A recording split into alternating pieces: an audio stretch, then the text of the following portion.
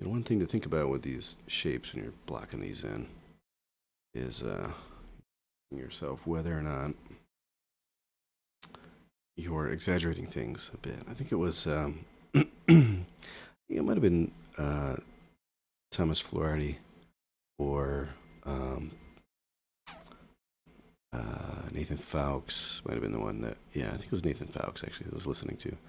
Was talking about this. Um, just to be careful that um, that you don't get too crazy with exaggerating things in the um, exaggerating the kind of the shape language, because there are things that you'll catch with your eye that um, you'll notice it, but just because you notice it doesn't necessarily mean that um, it's really as pronounced as you kind of believe it to be. Often it's um, there's a bit of intuition and interpretation there, um, on how we perceive things, and then um, the actual information that's there is not as pronounced.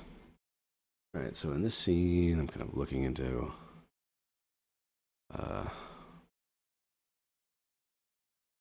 cityscape. We're actually pretty high up in the scene. The horizons would seem high. There's actually kind of a mountain range there, and it looks like we're kind of looking down on this city.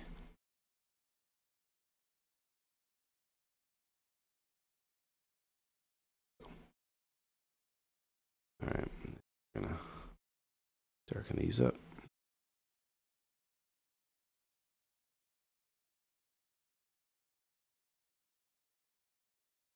Mm-hmm.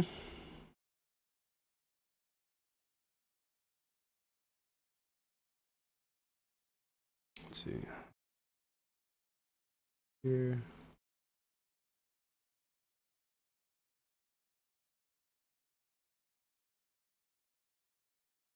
And just a little trick when you're using the lasso tool, you can start at one point and use that as your snap. If you want to have a nice crisp line. So if I want to have like a nice vertical, I'll go here and come across. I'll do whatever I need to do down here, and then let it snap up.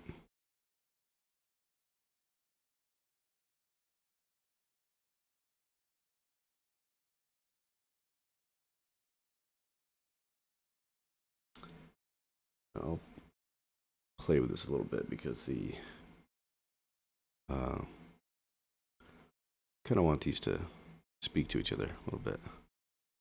So what I mean by that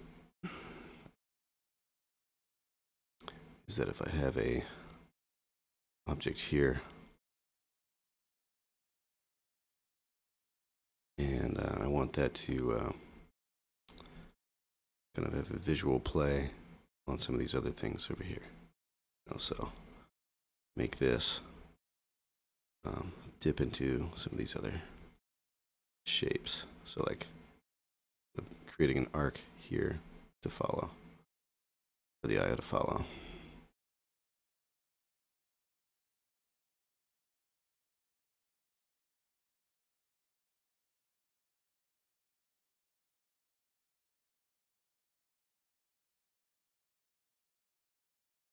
And they're really evenly spaced, which is needs to get broken up as well.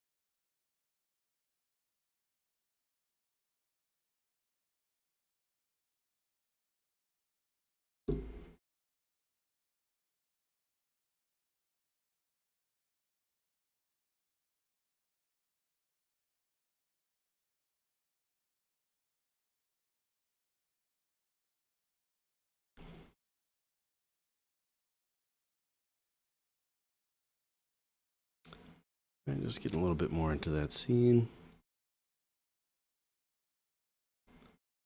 Start blending in some of the light here.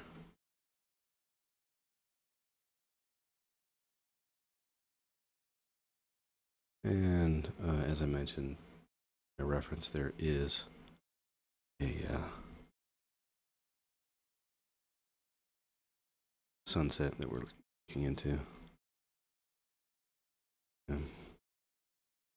Be careful not to go too heavy with it. You know, the temptation is just to make something, you know, put a big white ball there or an orange ball. And always looking for better ways to address that than to just make a, you know, right thing.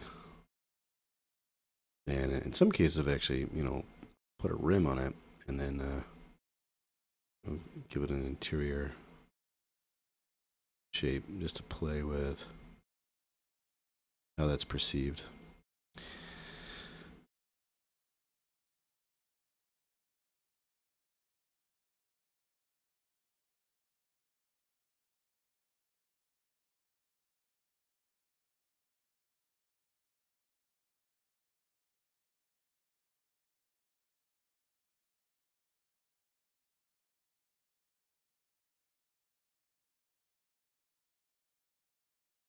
Yeah, just gonna put a little bit of light onto these objects here.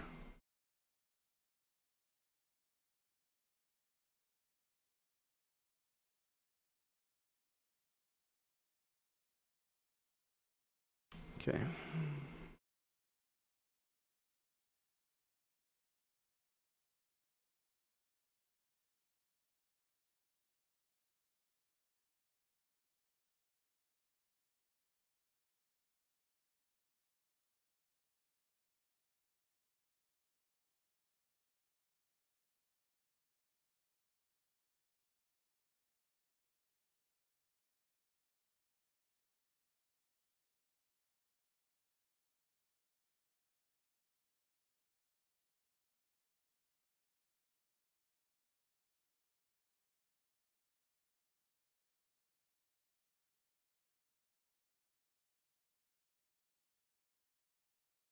You want to gray out this background instead of going really super purple with it.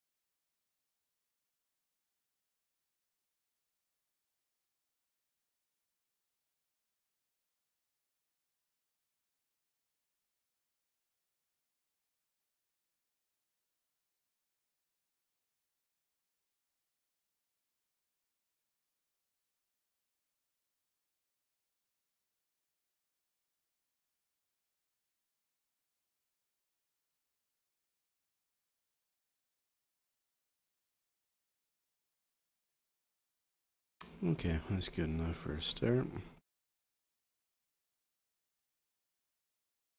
I definitely want something more. Building some cells. Those I might try to get something a little more interesting. going on.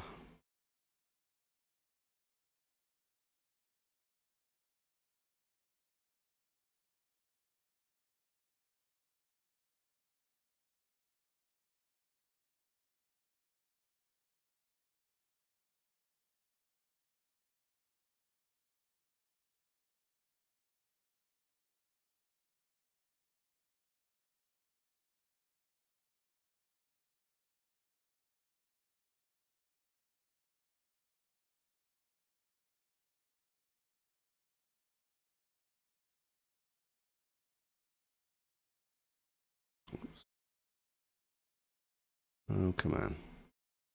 Accidentally pressed Control F.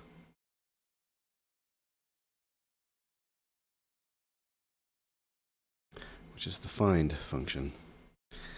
Sorry, Photoshop, I do not need to find anything right now.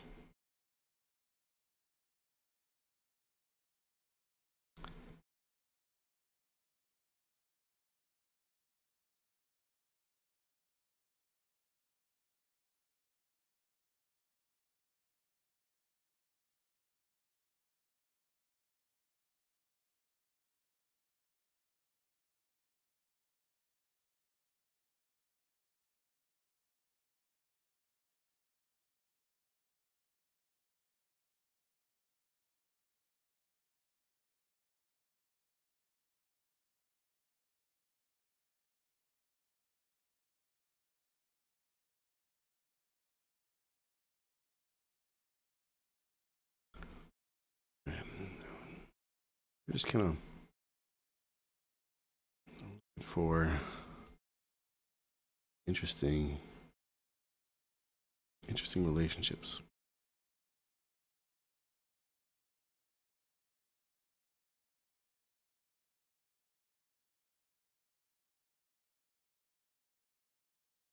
I've been meaning to develop like a greeble brush for a while, and this might actually be a good night to do it, depending on how all of this shakes out. But it'd be cool to,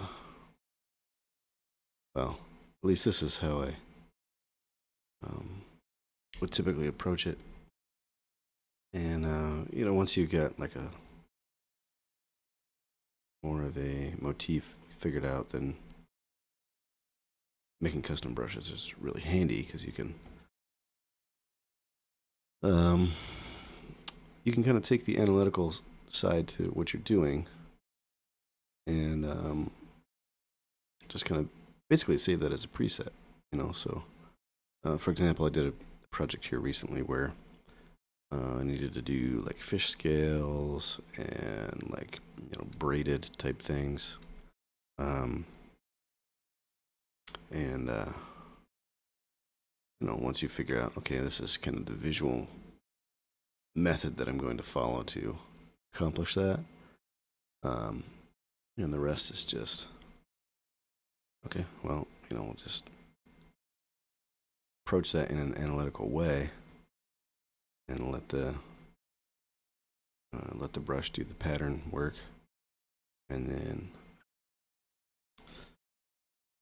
you know, I'm tasked with more of the big picture composition stuff. All right, so that's it. This will be our dark shapes, and then we're gonna do like a light shape here. This might be mids, but I'll just call it light for now, and we'll go with that.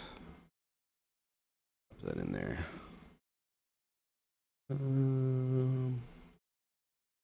Go shift that. These.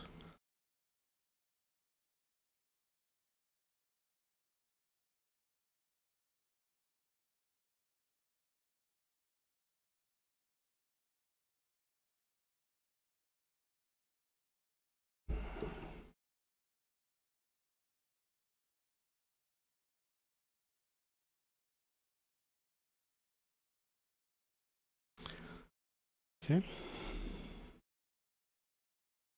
And then I'm just gonna duplicate this guy and use my trusty smudge brush.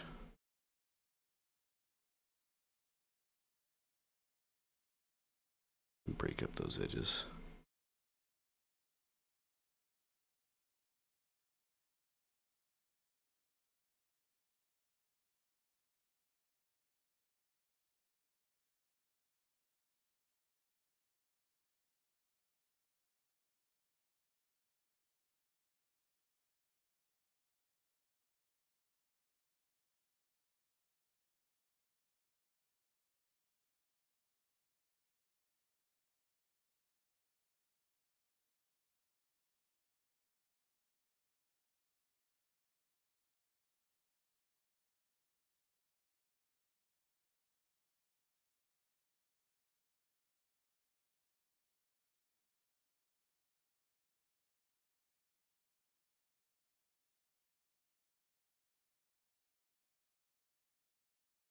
And I'm sure I've talked about this before, but trying to get the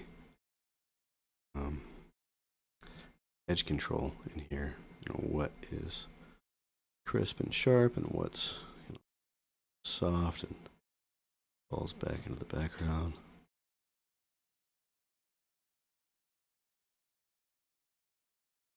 And this brush is really handy for that. Real simple. You slow down to soften it up, speed up to harden it up. It's nice. It's a way to work.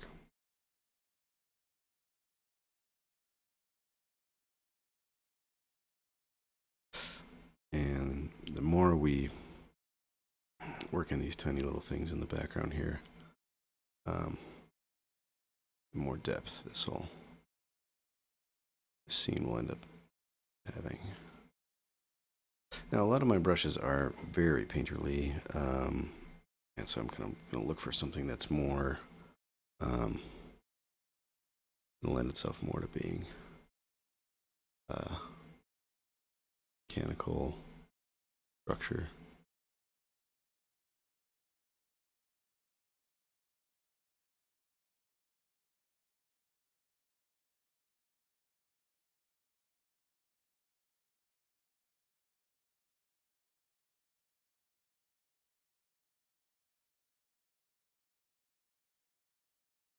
We'll erase into this bit.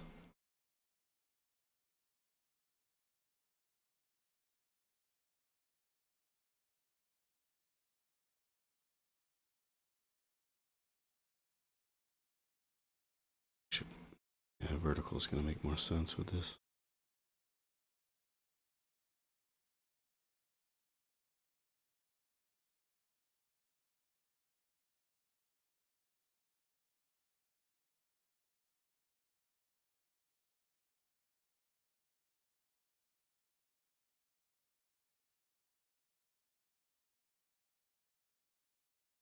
Okay, and we're really just going for a look and feel here, right? Now, let me get some lights in here. Again, this is another one where, a good brush would be handy for this. I think on the last time I did like a cityscape, I used this one, which is actually kind of a funny brush. I think I made that as a demonstration for some students, and it was made out of a smiley face. But actually, I'm going to try, let's see, I'll do like this speckle brush. I think some of these are so slight. They're really meant for that, like those last little details here and there. And there's ways to handle this. So one thing that we can do is we can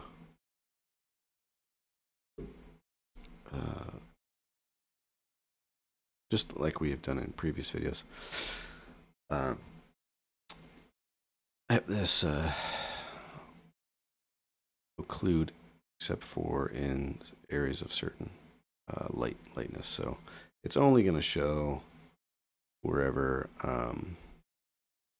it's in this value range. So we want to get these lights to show up only in the really dark areas.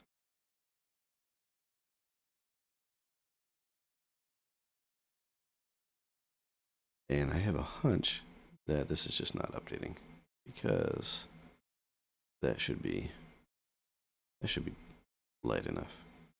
But let's try it. Keep pushing it. Yeah, maybe that's darker than I perceived it to be.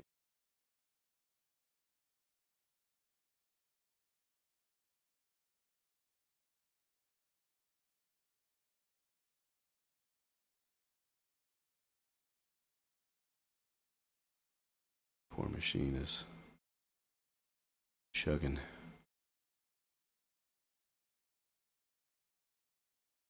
All right, so we'll put it right here, and then we'll blend it over. So you set it there, you hold Alt, and then you can blend it to where you want it. All right. Now the other thing is we can start grabbing these areas, move them around, to get more, you would have these kind of, things would be a little more lined up, right? And so that's what we're going to play with there.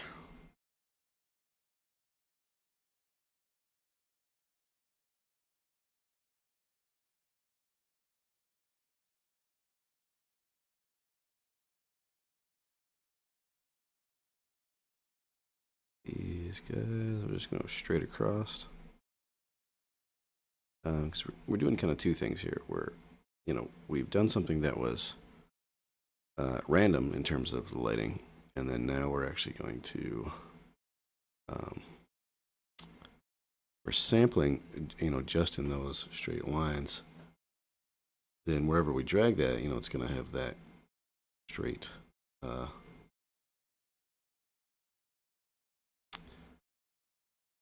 of orientation of how these dots fall. But also, what we're pulling out of is also going to have that a bit, because we're cutting out the negative space there too. So anyway, it's just a quick way to get that kind of structure in there.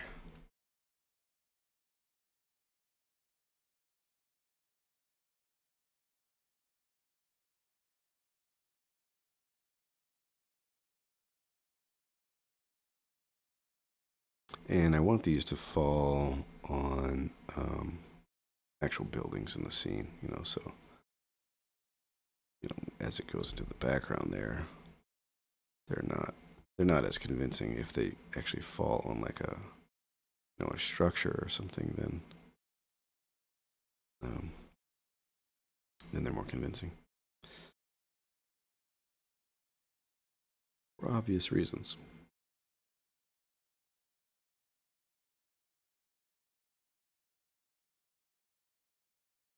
Hey, I get Tom Jerry. Welcome. You come in.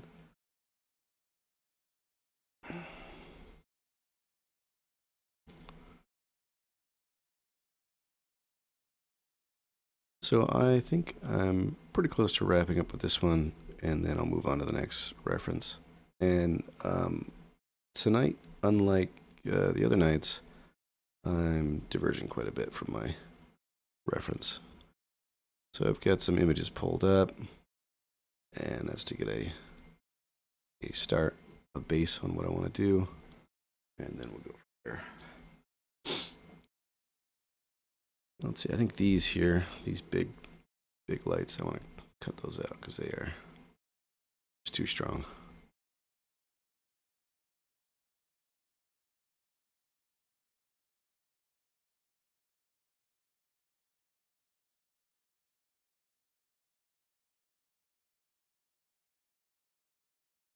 And let's see, move them over into this background area a little bit.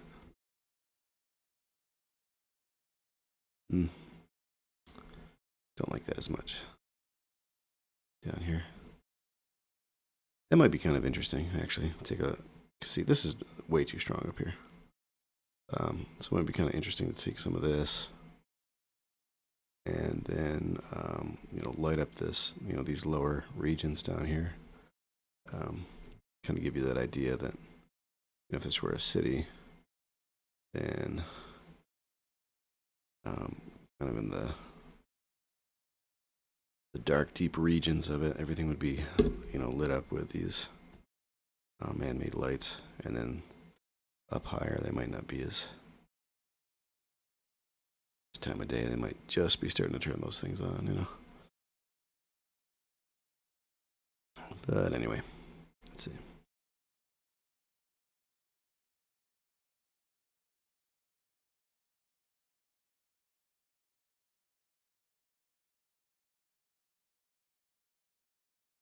And then I'll mask this off.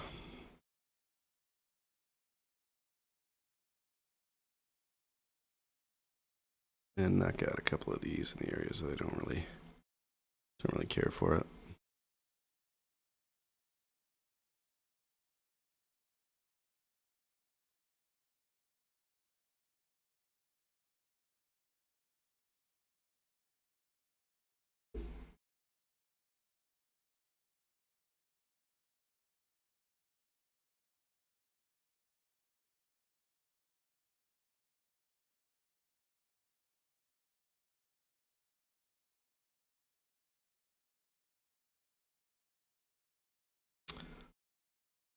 Okay, and then maybe we'll play with, we got that light color. I'm just going to play with kind of having it come up from this lower area here. And then I'm going to blend this in. Let's see if we can just get something really quick with what we've done before by having it only blend in. Actually, I'm going to do that the other way around because I want this to not blend in the darkest areas. So then a lot of that work that we did earlier with laying in those silhouettes, we can maintain all that. And then I'll blend it in by holding Alt and clicking. And let me just slide that over.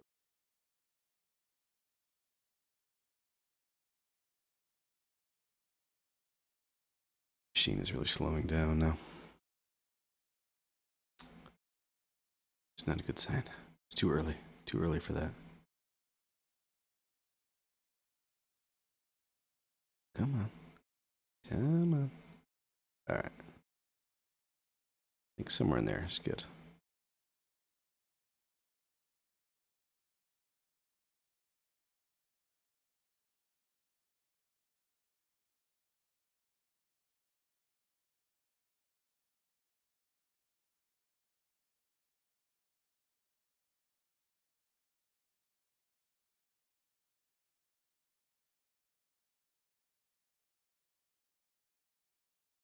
And so it might actually kind of, they might kind of reference each other here. If you have some here, and then you do a little bit like off in the distance here. And we'll knock those down a little bit so they're not as obnoxious. But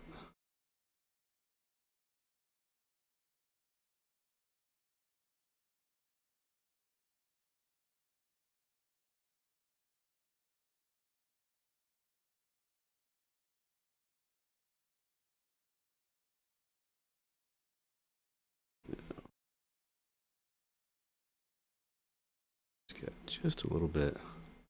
And these points kind of reference each other.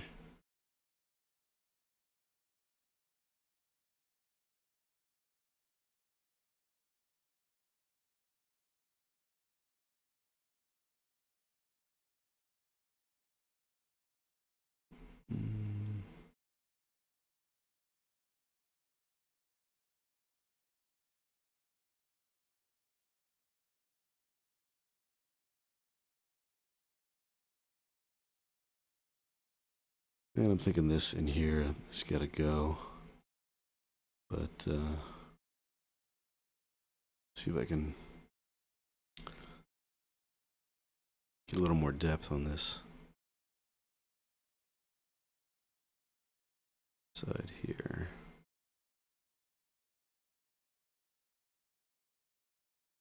Yeah. Knock these out right there. And just let that kind of lead the eye right into that alley. All right, I think that's good enough. I always say that, but then there's like one more thing that bothers me that I've got to knock out of the way. All right, so I'll take all that and group it.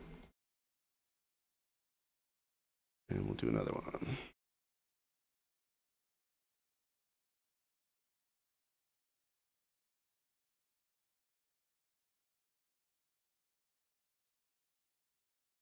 Oh, come on.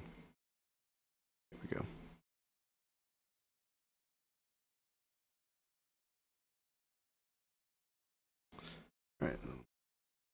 reference.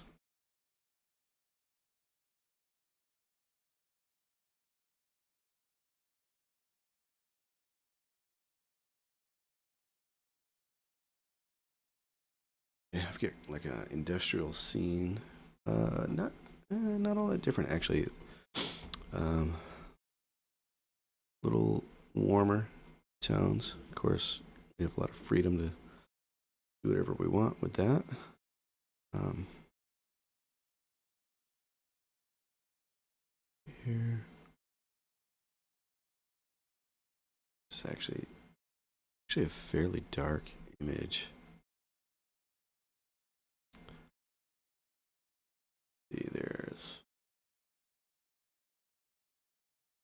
I think it's just a little bit more skewed towards red here. Bring that in here, here, and then go slightly towards yellow, and just work this in. So it should be obvious by now. Sun is right about here in the scene, and I'm just going to lay this in and then paint my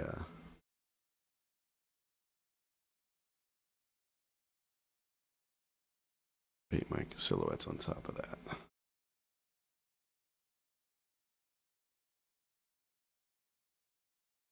Now, do I want it that large? I'm actually going to make the sun a separate layer because I might want to shrink it, grow it, play with it a little bit. And I was talking about earlier, kind of coming up with different ways of playing with looking directly into the sun, where it's not like it's not always this just bright white ball or yellow thing, but kind of give it an edge for a little life. And the last one, I gave it a rim like this, and I think we can use our eraser and chop up this edge a bit, make it more interesting. It's not just a ball in the sky.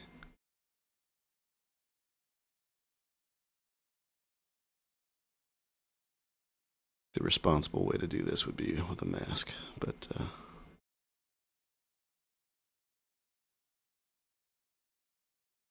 feeling reckless.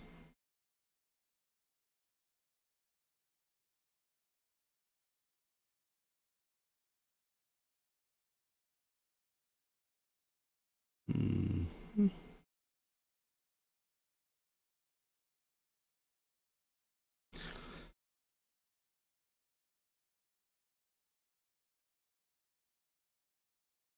All right, that'll work. So now the silhouettes in the scene. Looks like it's like an industrial dock type thing. So you've got all these like stacks going on here. Which you could either do with a lasso like I'm doing here, or you really brush these in pretty quickly, I think. I might end up doing that a bit and then cutting away from them.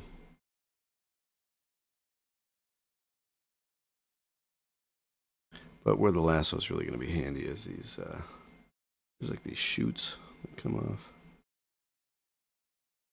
And like a crane type structures.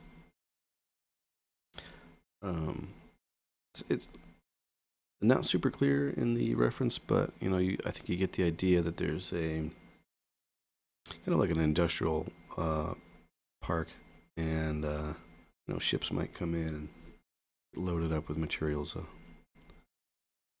Whether it's a shipyard or a loading docks or something.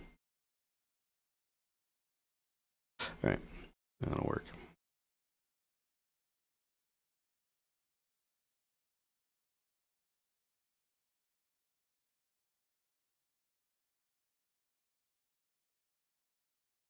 And I'm just gonna start playing with these with the smudge brush.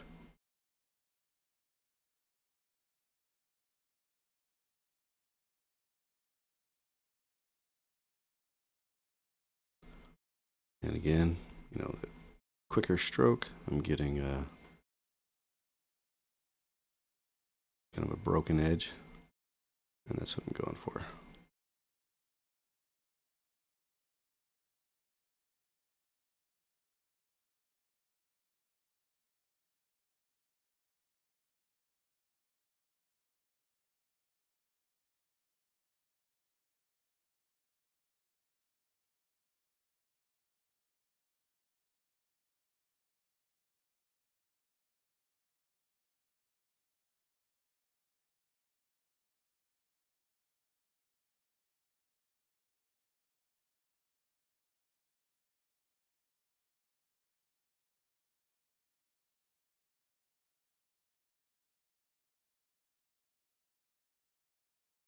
I was starting to play with some smoke there, but you know what? I think I will do that separately. I want to play it smart.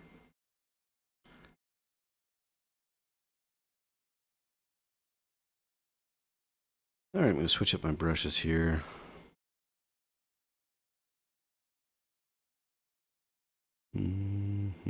Let's see.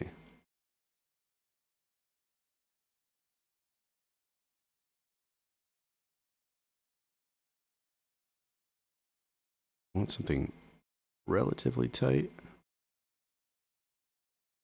It's going to look industrial, but not too, I don't know. It's got to have some variety to it.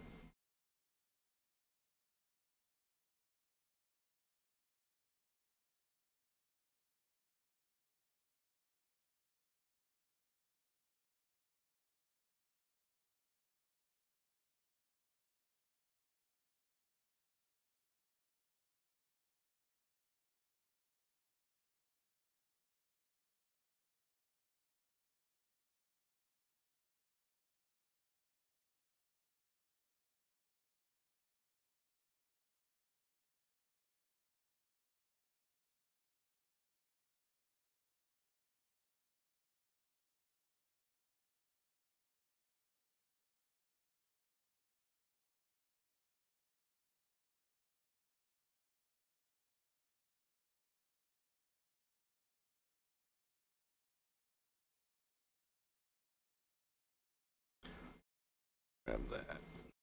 Get that off the edge. Canvas. Like these shapes, just don't like where they are. All right. So then there's like a whole separate layer of, well, mid background here. These little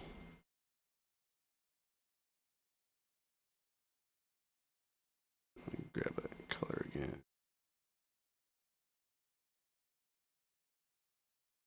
Gonna get these buildings back here that halfway into the fog or something.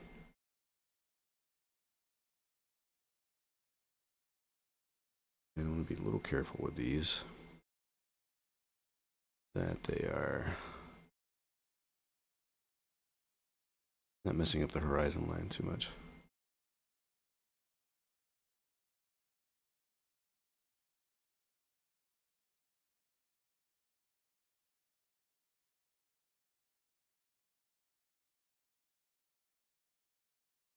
Okay. And I'm going to go back to my base layer. Smudge some of this stuff over.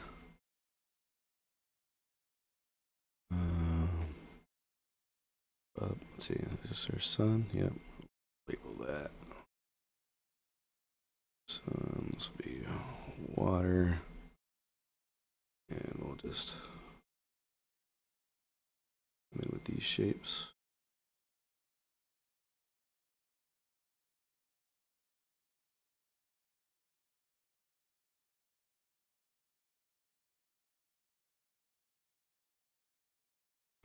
And brush in this neutral background here. Actually, we'll just fill it. Needs more.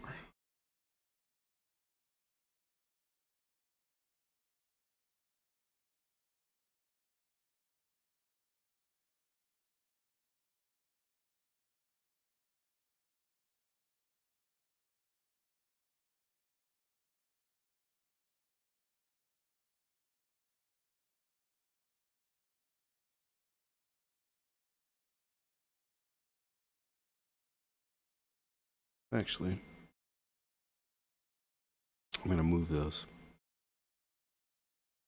Sometimes a free way to get some additional texture. You can make a selection, and then instead of just deleting or adding in, you know, where you have to really be mindful of it as a painting. Sometimes if you just move things around, kind of let Photoshop do the work, and you just get to respond to it. You know, you decide whether or not that's a interesting look or not, without being too mindful about having to contrive it. Yeah, I think this needs more. This needs to be lower, I think. And this needs to read a little more graphically.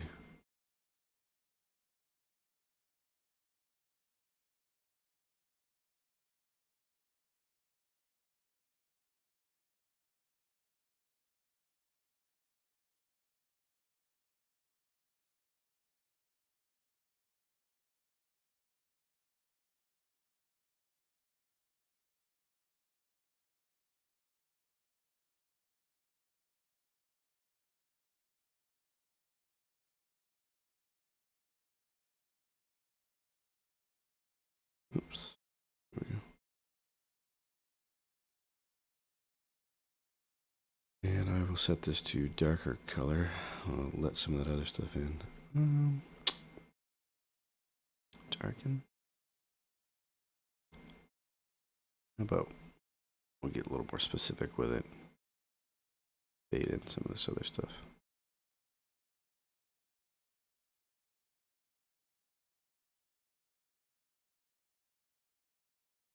So I like this here, I just don't want it to be that strong.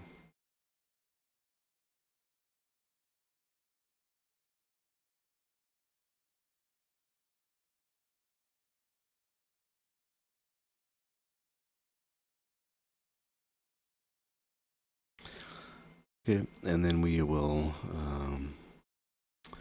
jump into some color adjustments. See, at this point, you want to see something fast, right? So these colors aren't working for me, so I want to correct that quickly so that I'm responding to the work. And you know, it's not necessary that you really fall in love with something and enjoy it straight from the get-go. I mean, there are some processes where it's not going to look right till the very end, that it all starts to come together. But for this kind of thing, when you're thumbnailing, like you want that quick read, like it either gives you an emotional response, you know, like has this mood to it, or there's interesting shapes in it. And the reason is, you know, it should be self-evident, I think, but when you're working that small, the whole point is, what does this composition do for me? And you know, get lost in the weeds on details and whether or not the you know, individual parts are accurate or believable or anything like that. It's the big picture of, does this is this worth pursuing, you know, as a overall image. I do like that, pumping that really hard. I think if shadows are a little deeper, might help us out.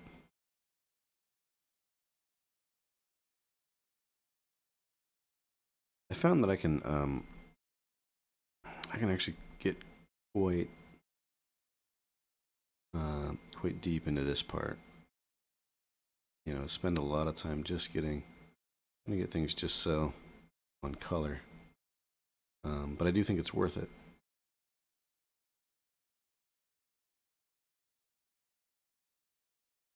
Very similar scheme to what I have going on right next to it, but I don't. Now, what I'm kind of thinking at this point is getting these nice blues in the shadows and the oranges and getting that from a kind of grody orange to something a little more, I don't know, deeper colors. Generally, if I'm working in yellows and oranges, I tend to tilt them more towards reds and pinks without getting, try not to make a blood red, but that actually might be interesting in this case. But then the other thing that I'm trying to balance here is I want to give myself a little bit of space to do kind of fog in there, which typically is going to be desaturated colors or colors in between these, your foreground or your lights and darks. And if you get too aggressive with the split, then you're kind of implying, so like right here, this is implying that this is a pretty clear evening. Like the air is low humidity. And the more you kind of bring these colors together, you get this sense that there's more moisture in the air because the light from the sun is getting caught in those particles and bounced around, and you get that blend. Like that's how your light will bleed around. In a really clear, crisp environment, you wouldn't see light bleed through a shape or around a shape, to bend around it. That's really technically hitting something, or at least to my understanding, hitting something in the air and bouncing around and through that. Anyway, I could go on forever with playing with a color scheme, but we'll just go with this for now, and then maybe dial it back. And I talked about taking that, taking the sun and playing with the size of that. And the position is pretty well set because of the reflection there in the water. In my reference, there's kind of an interesting burn effect going on, which I might incorporate. Let's try making it small.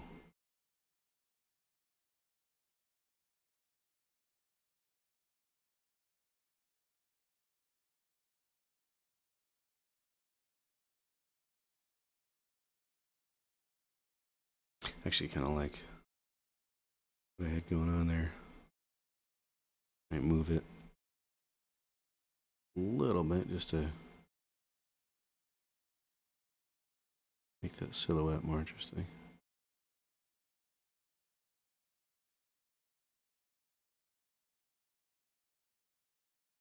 About there, and then let's try that glow effect, which we'll just do with an overlay layer and a soft brush. Which is a couple things you could do here. A couple things that I would do, and so I can hit it with overlay to darken some areas, and then switch to a above middle gray to lighten up some areas. And if there's any of color intensity to that. It's going to give us some interesting effects there. Switch that over to like more of a yellow.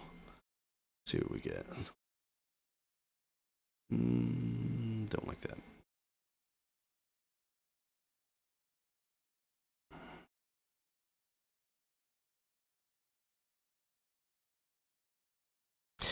But then what I was saying is that you could start with doing some blending, some soft brush kind of fog effects or whatever before you even get to this overlay, and then it just gives you more information, more color blending, visual information to play with.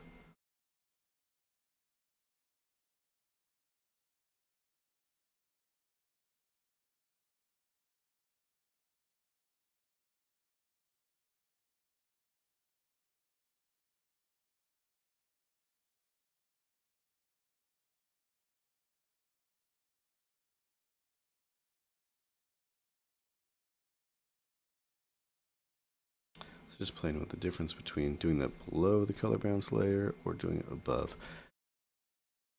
That can be an interesting way to work sometimes. If you do a color balance layer like we did here, and then you work underneath that, it kind of helps homogenize whatever you're doing. You don't have to be as conscious about mixing your colors because you have this working for you above what you're working on in the layer stack. So let's do what we were talking about, adding some kind of fog in there. I'm gonna grab, yeah, actually the color that I've got is half decent. I don't know where, somewhere in here, yeah. So blend some of these things in, and then separate these shapes, like foreground, background here.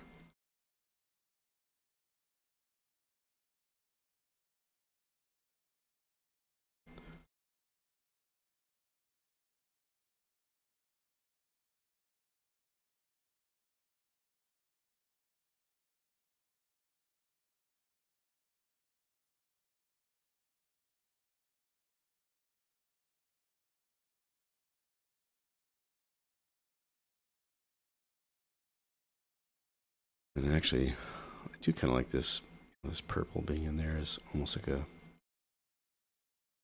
neutral in such a harsh, warm scene like this. And, sometimes what I'll do, just going back and forth between the smudge brush and the lasso tool, you get these interesting edges.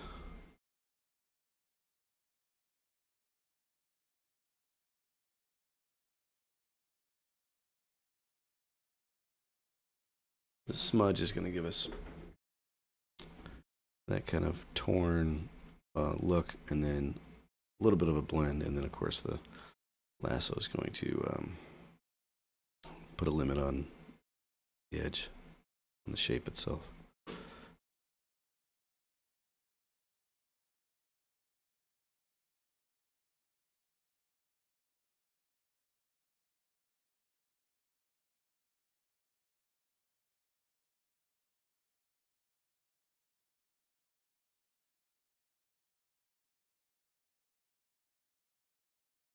The only problem with this is that it breaks that.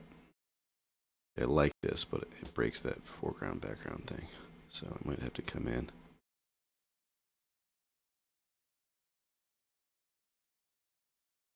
Erase some of that. Let this come forward. Maybe let some of this come forward.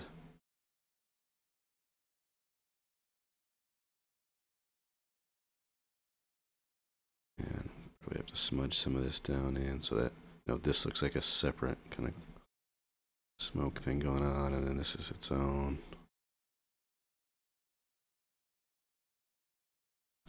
And in my reference, there actually is a little bit of, there's some clouds and some steam type stuff, but it's picking up that low sun. Um,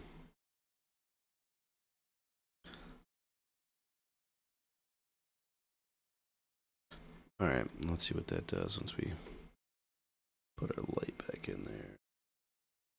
Move it up above. There.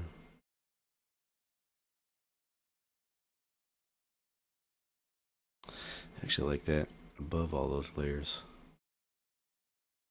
And I just want to try something real quick. So I'm going to lock the opacity on that and grab this sun color. Maybe a little bit less like that. And then see what that looks like if that's grabbing some of that light, catching it.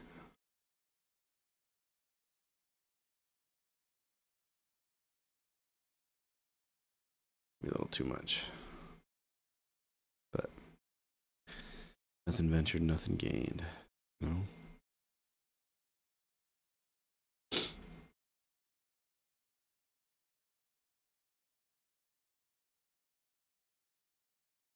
Let's try that as a, well, no, that's fine. I get too talky and then I slow down. It's a bad thing. Gotta keep moving. Don't need to be slowing down this much at this, certainly at this stage in the game.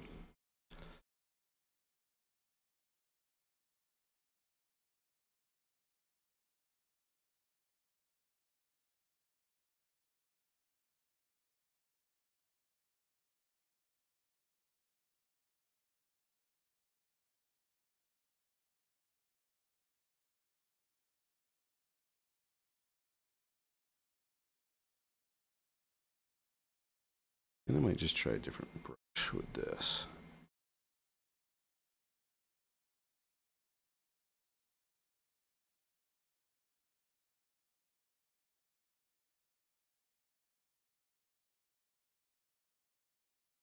Hmm.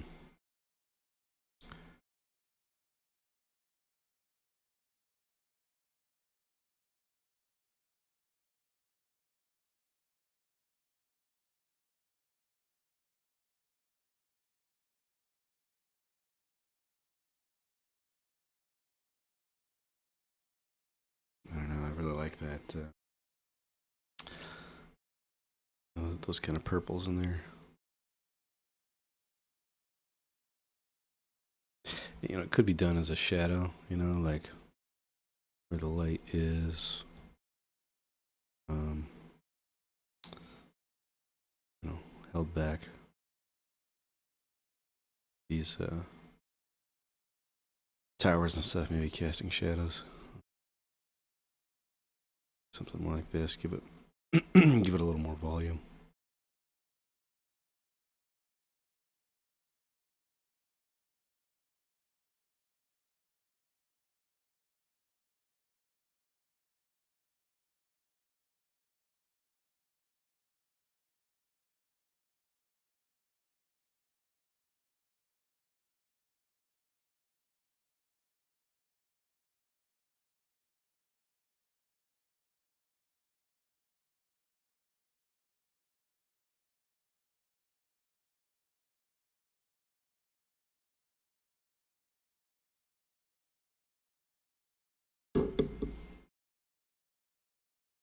Try to set these up as another cloud form in front of the other one.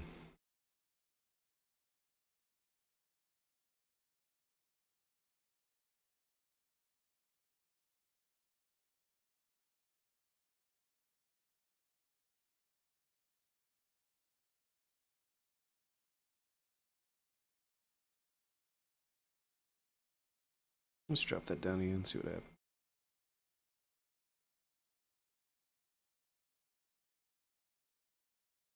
Think.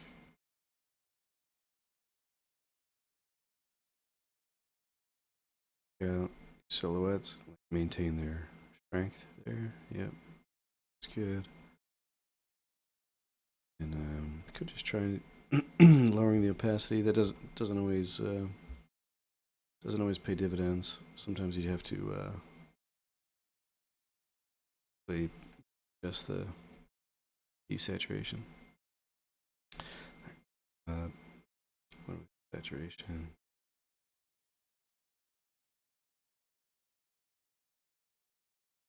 And get it balanced. But situational. I actually think that we were getting away with just dropping the opacity on.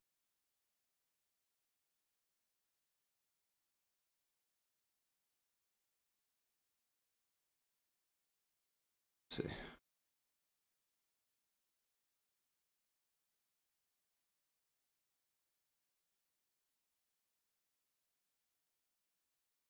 Let's jump back. Saturation.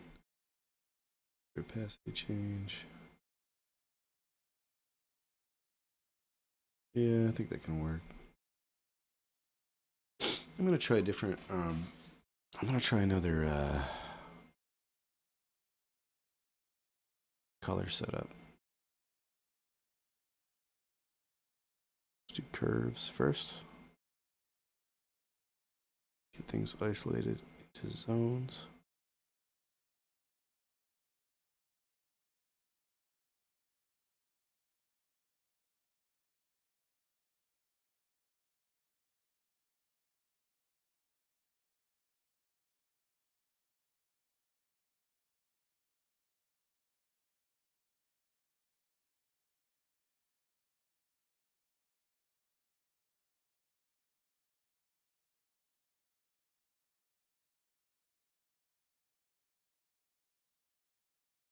Okay.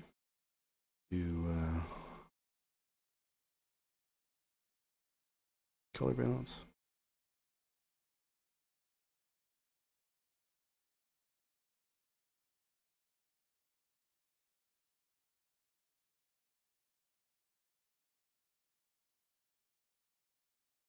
And this time I think we'll work against this red.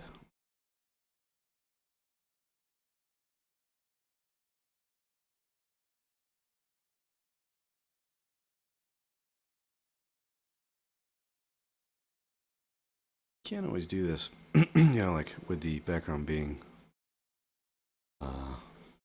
totally red. Can't always just get rid of that with a color balance layer. Sometimes you're so saturated that it's kind of what you've got, Yeah,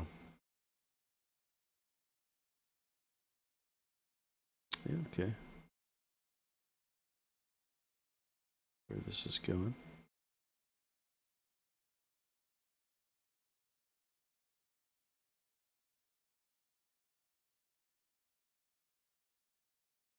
It's getting a little too dark for me. But what we can do is set this to color. That'll maintain the luminosity of what is below it. Or we can hit a curves layer again. Actually, real quick, I want to see what it looks like without that curves. Okay. Maybe without this other color balance. Okay. All right, so then this curves.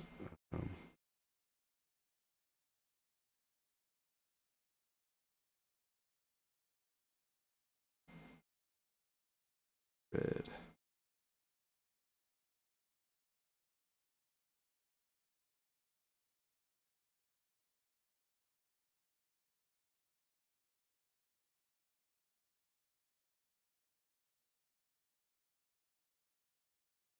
Something like that, and then we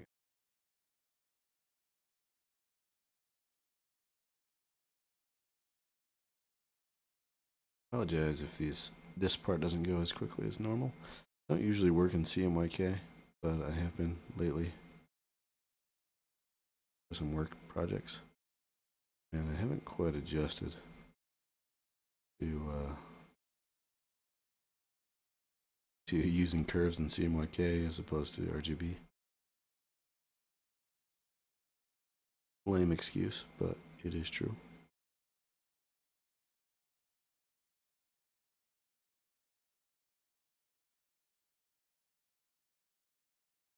Set the luminosity. Sliders here. Totally, you know, this is really getting it down to these three basic color, levels. Maintain a little bit of blend by dropping down that slider.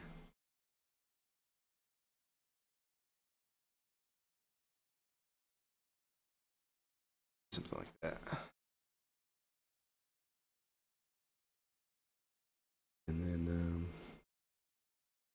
I think it'd be cool to get in here and play with some of these details. So at this point, I could actually just combine all it, just merge all this down, you know. But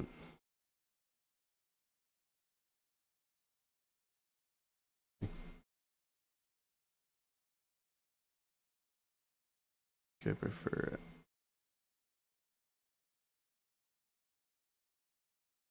It's maybe too much.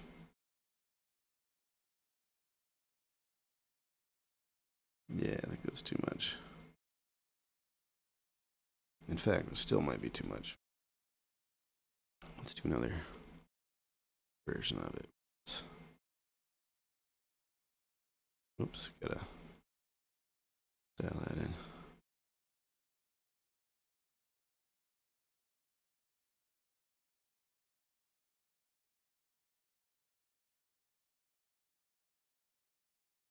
No, we've got a lot of obviously all those curves and color balances working against us to modify this color.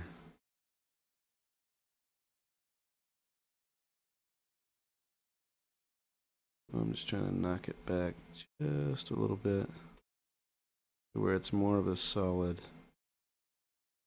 interesting color than it is a, you know, just a white ball in the sky.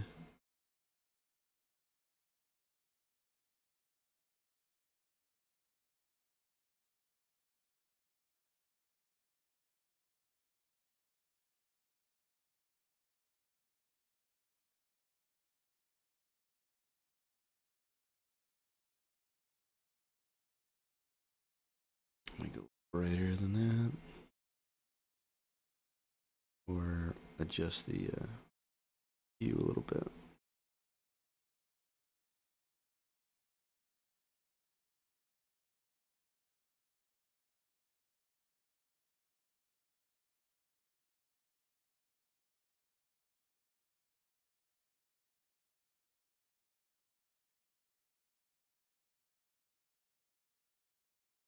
All right.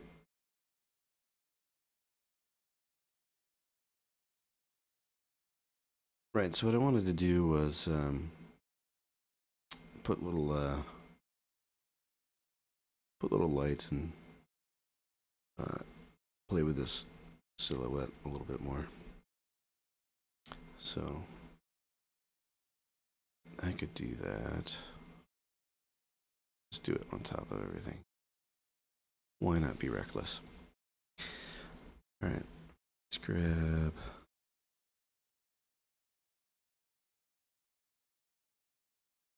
This is a decent brush for that kind of.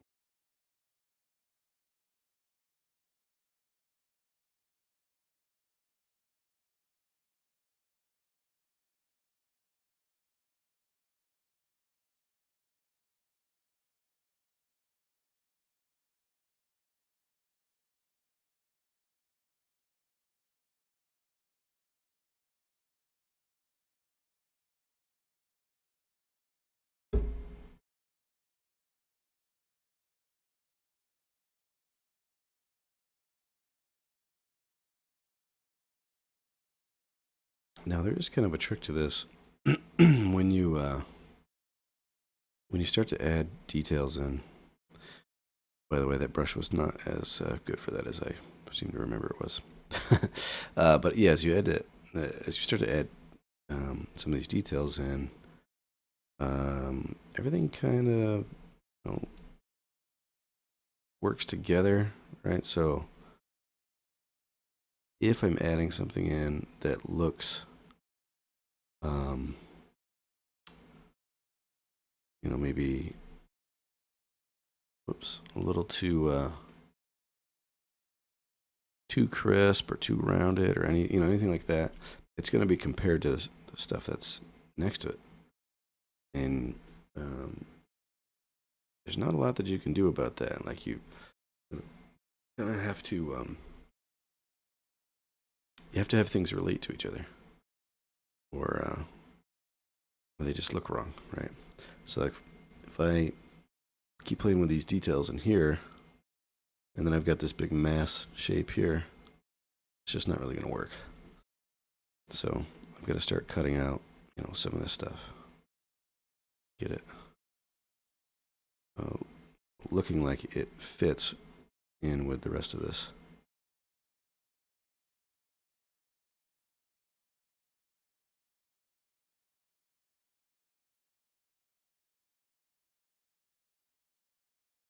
Also, there's something to be said. I think I mentioned this last time, when you have lights and darks. And you've got your on your background layer, your horizon, or even your cloud layer. You have this differentiation between sky color and then what's below it. So like from this red to this kind of desaturated bluish purple there, or this blue here. If you jump from one to the other, but then your kind of foreground stuff intersects that, like this right here, like that just looks wrong. So you kind of have to grab a little bit of that and get it in there, so that the eye can see that, okay, this blends from there to there. It doesn't jump totally, to this, from one color to another. Then it starts to look like, if you do that, it starts to look like, or rather, if you don't do that, then it will look like it's part of the silhouetted shape there, that you're like adding color to it or something.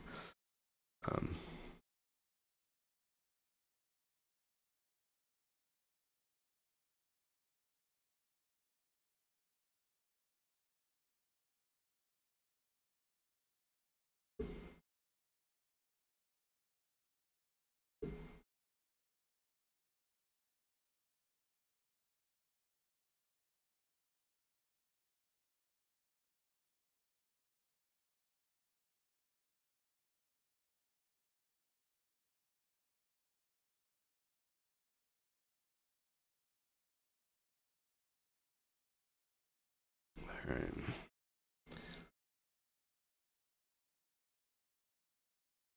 So again, trying to get a little bit of homogeneity going on with these other shapes, so that it's not totally foreign, what's happening here and what's happening up there.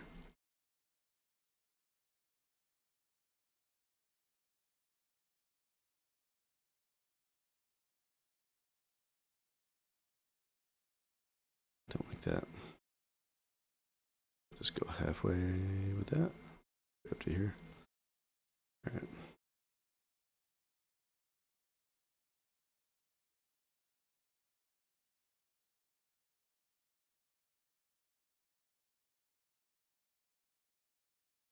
All right, and some of this stuff in the background, I might set up just a little bit.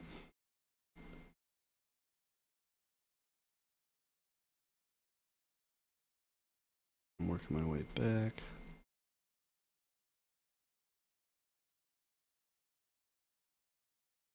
Grab some of these.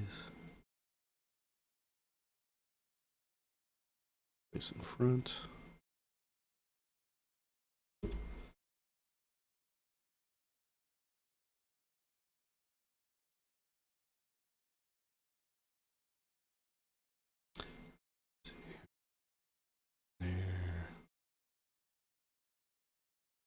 Now with that, get some of this dark color here and differentiate this as a foreground element. This would be more, midground back here.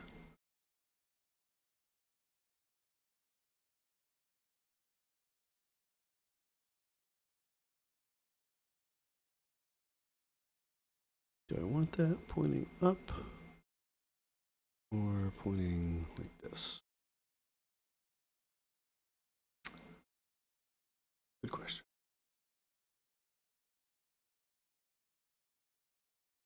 I don't know. Is that facetious? Tell yourself. Good question, self. But I'm not going to answer it. Yeah. I don't know if I'm allowed to do that.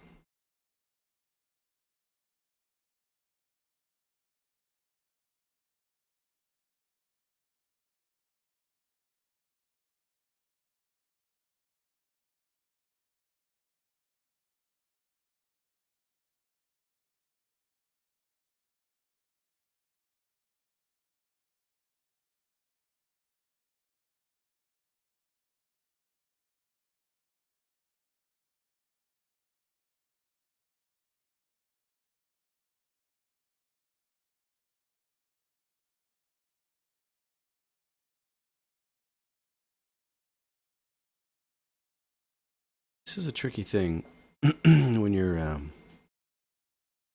work, pretty abstractly, and you've got these parts that are like separated like this. Actually, you don't always want to bring them together, to really have them like truly make sense. Because then you lose some of the magic of it.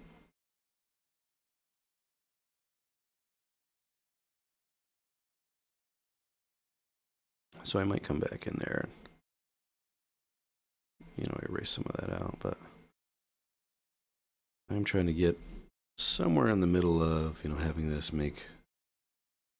seem like it makes some kind of sense.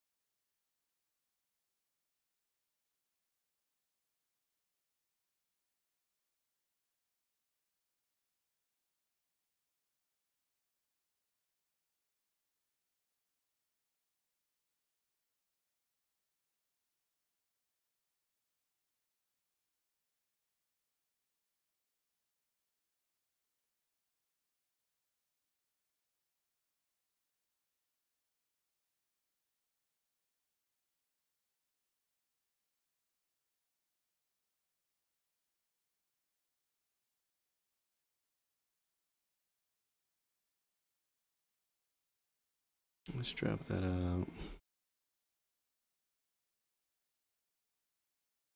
Yeah, you lose a little bit of the abstract nature of it. Part of it is that everything's kind of growing up, but you can't always just grab it and move it down. But we actually might get away with that.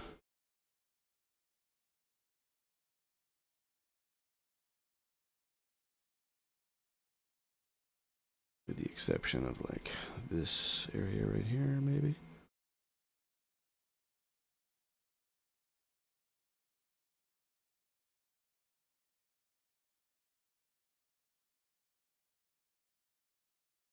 And I do like this kind of dome there. I might do something more with that.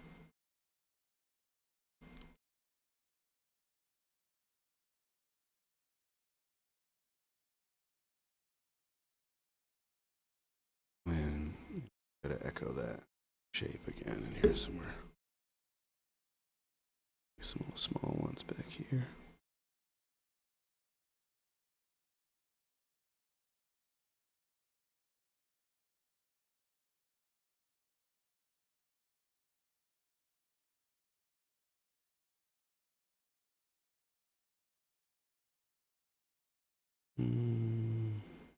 So I could just grab whatever brush.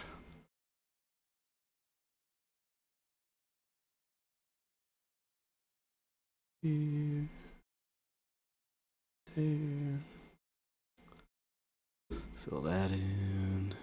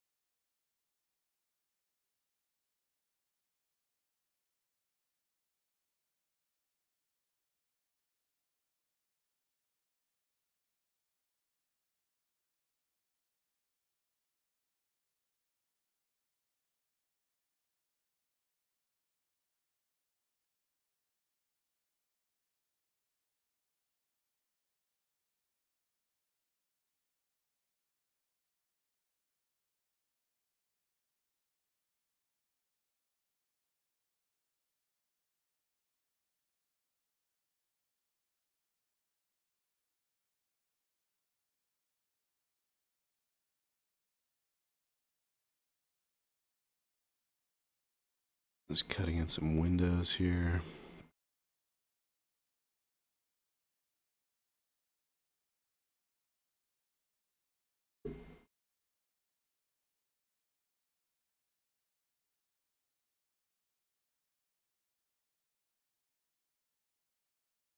We're just gonna paint through that, through.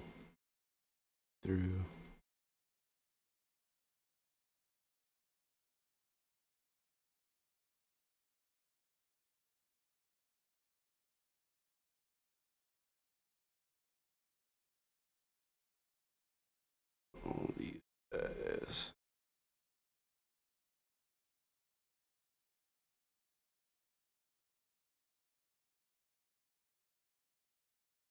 Oh, my stomach's growling.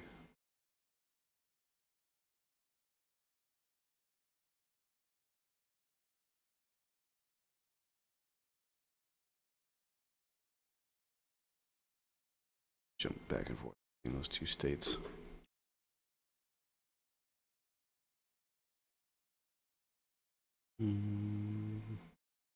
Okay, yeah.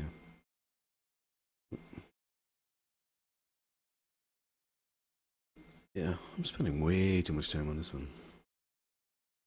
What has gotten in my head? Alright, I guess, I was thinking about adding lights in or whatever. Oh, I might do that. Where's that smiley face brush I was talking about? This guy. Let's see. Not hard to see, but it's a flattened smiley face. Why not? Alright, let's do some...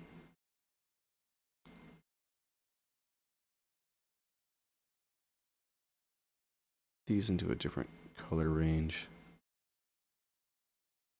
But they pop out more.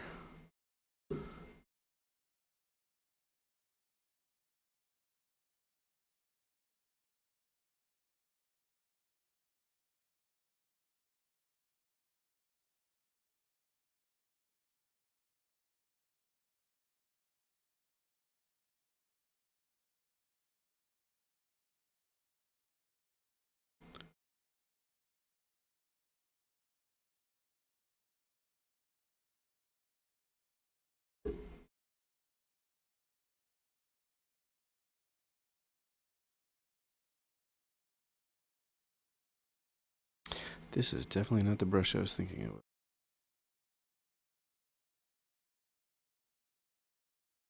It's fine though.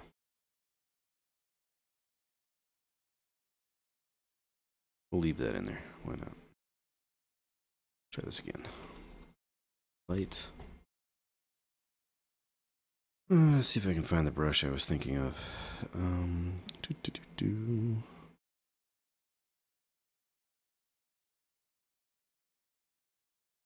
Nope, nope, nope, nope, nope, nope, nope. I suppose one of these could work. Might set the spacing a little further out.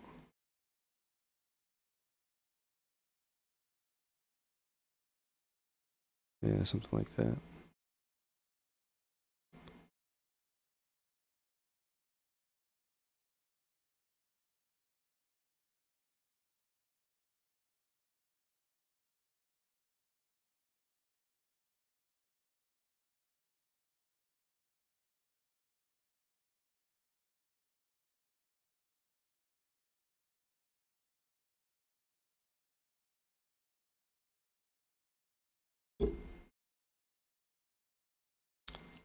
Sorry about hitting the mic there.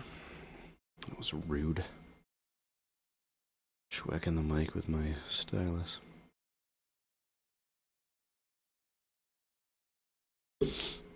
And again, man. So I tell my kids, sorry means I'm not going to do it again. There I go. Pete offender. All right.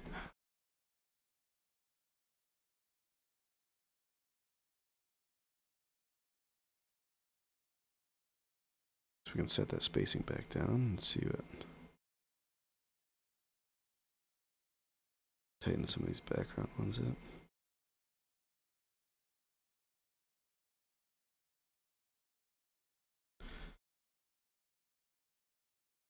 Nope. Almost there. Yeah, something like that.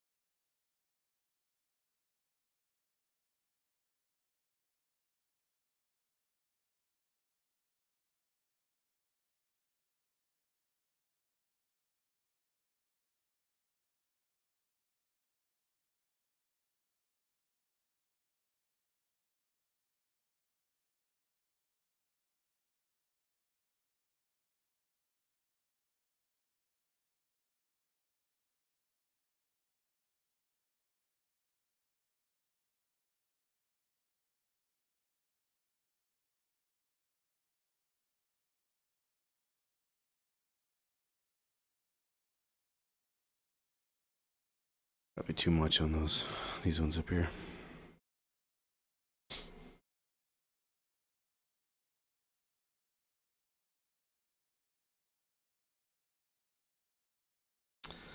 All right, then maybe we'll set these two. Any of these will be like a brighten blend mode. But I kind of like what we had going with it just being, actually that works pretty well. Linear dodge versus normal. Normal differentiates the color a bit. We chose that color because it's not really in our scene elsewhere. So it complements that blue. Sometimes what I'll do is I'll set these down. I might set this to like 70% or whatever. Copy it again. And then do like an overlay or color dodge or something like that. And sometimes that'll give you an interesting blend.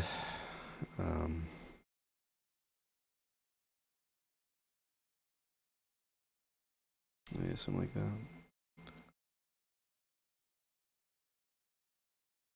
And of course we could mask this out. And actually, a real quick way to get past that is you can control click, control shift I. That'll invert your selection, and then delete. And then so it's only going to give you the very core of your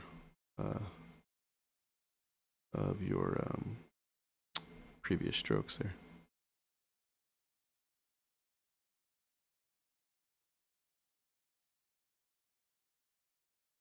And the whole reason to do that would be to diminish some of the lights. So your stronger lights will come through, and a couple of them will kind of drop off. Because when you so just to explain what that step was, control click on the layer. I'm selecting the opacity of that layer. Wherever there's pixel data, it'll make a selection based off of that. And then when you do Control Shift I, you invert that selection, and you hit delete. You're basically taking all the loose kind of translucent pixels and getting rid of them, or at least toning them, or knocking them back. And then wherever you had full opacity pixels, those are going to remain. So then if you had any kind of fall off on the brush, it lessens that effect. It hardens it up, which is, especially when you're working at a tiny scale like this, I think that might be a good thing. So what we could do here is we could do like, so if we control click, and then, let's see.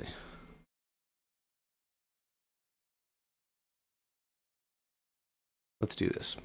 So I'll take this layer, I'm going to duplicate it like a bunch of times.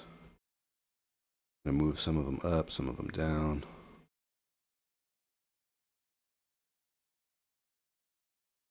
And actually set these all to 100%. Merge them together and repeat the process. All right, now I'm going to control click that. I'm going to contract my selection. S2 is fine. Yeah, that might work. Then we'll set this as so if you set that as a mask, then you've confined it just in the horizontal direction. And if we invert it, which is what I intended to do, then you get these little extra details here. Nice and handy, little free, free way to get added detail density.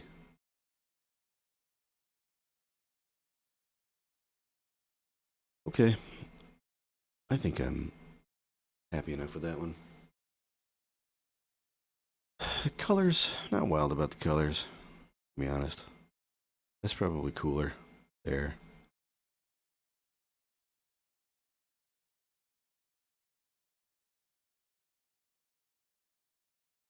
But I don't know. It's too much like the other one, I think. Maybe if I knock this back. Nope. Nope, nope, nope.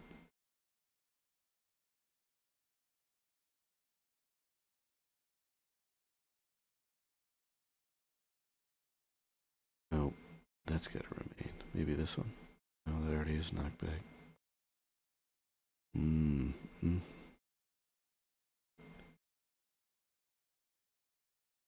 See, I told you I can deliberate over colors forever. It's true. What if this was set to velocity?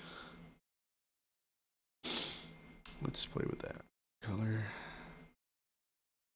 Normal. Back to color. Down to luminosity. I like the strength of that, but this is doing mood-wise. I don't like is this that red in there. But what we can do, if I don't like that red and I want to knock it out, then I can do a hue saturation. Select by color zone. So if I pick my reds and then I dial this in, and typically what I'll do is I'll just bump that all the way up, and then it'll show me, okay, that's the part that I'm dealing with right there, right? And then you can work from there. So knock that down, or shift it to a different zone.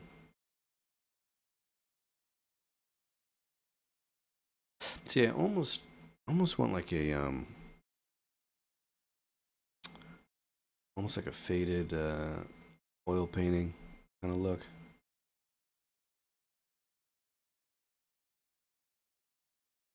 Weird as that sounds, I'll admit it. Strange, but I like that look.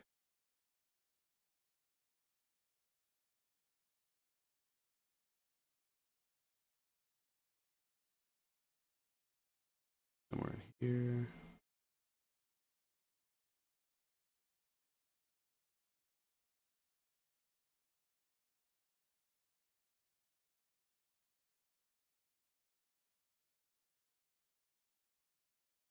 I know. Valid question. But why?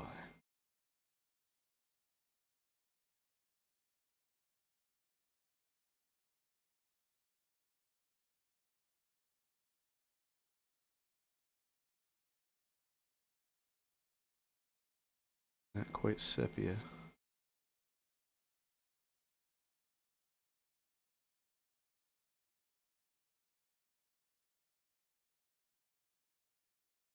Let's see what happens if just dial that back. Something like that. Lost your mind. Lost your mind.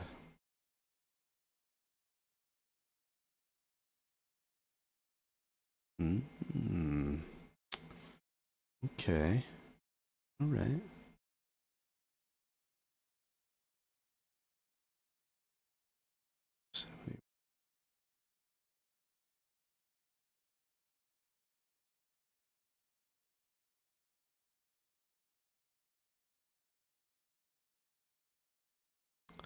I don't know. He cannot be helped.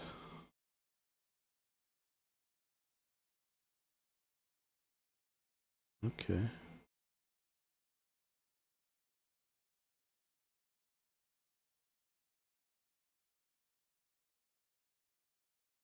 Somewhere in here, maybe.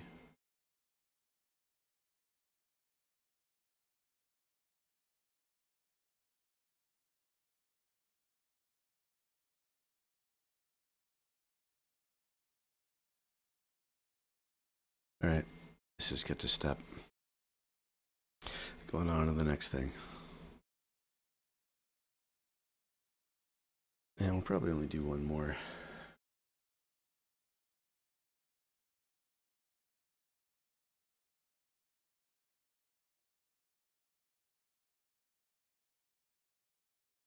Get my reference on. I would show you, but he doesn't show up on whatever reason.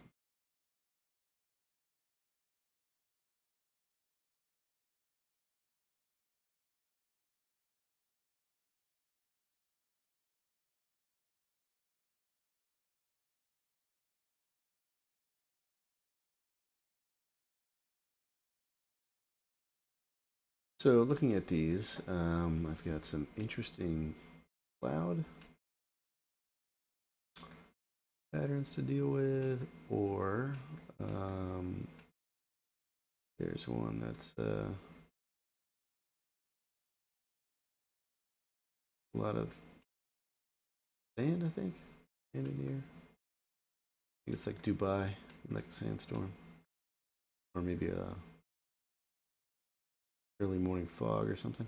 I don't know if they get fog that heavy. It looks like it's filling the whole air, like it's very high up in the atmosphere. So anyway, either way, for whatever reason, it looks like it's got a lot of atmosphere. So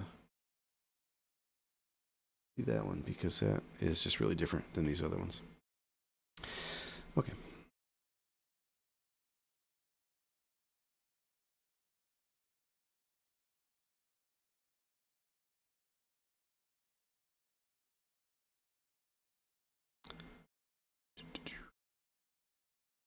And what I can do, my machine is a little bit older. And so if I want to speed things up a little bit, I can just take these, duplicate them, merge that group, and then hide the group. So that way I'm saving all of the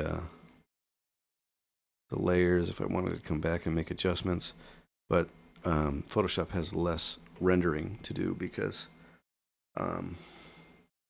these have been merged down, and then the other, the stacks have been hidden. So, all right, so this is interesting. Now, I'll admit that I don't work enough in varied keys. That is like high key, low key, whatever. Like this up here might be low key, but this is high contrast. Um, and high key is definitely one that I um, very rarely work in, and so this will be a little bit challenge for me, which is fun. This is why I'm here. These Wednesday night things are always to be. I hope that I always maintain this sense that they are just to do something that has interested me for a while, but I haven't had the opportunity or taken the time to dive into. I want them to be. I want this Wednesday night time to be exploratory. Like I'm not doing this, to practice something necessarily, unless that's what strikes me as interesting at the time. This is really like essentially a break from um, production style painting, or I'm not really diving into this um, to like have a show. You know what I mean? Like um, I'm not thinking, okay, here's a safe way to make something cool. I'm not really interested in that. I'm more interested in setting the time aside to do something that interests me, that just simply isn't easy to monetize, in a regular um, on a regular day, because that always seems to drive our decisions. Like, okay, is somebody paying me to do this? Then I'll have to learn to do it well, and that's a good thing. But there's a time and a place for that, and this is, I would say, more like sharpening the saw is a term, like in Stephen Covey's uh, Seven Habits book. He talks about that, like just taking time to um, do what seems unnecessary in order to strengthen yourself as an individual and as a craftsman. Okay, so I'm doing like a simple block in. This is going to be interesting because there's a lot going on here that I'm going to try not to think too much about what these colors are supposed to be, because they're not actually really reading that way. So there's a lot of like trees and green in it, but I can see that they're not actually green. In fact, they might really be more of a bluish gray. Not even really, man. It's kind of difficult to see what these are. Um, but all right, let's get it. Let's get it blocked in.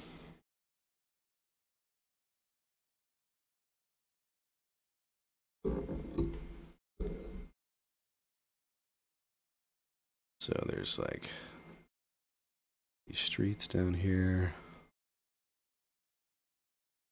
and of course it's got to tighten as it gets closer to the horizon. Horizon's like almost, maybe a little more than a third of the way up. Oh, like right here.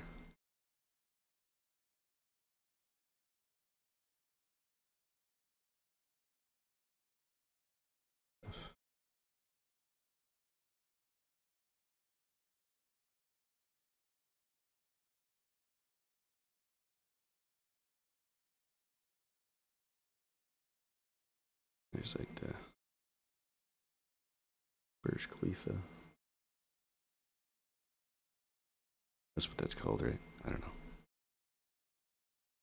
Very tall building.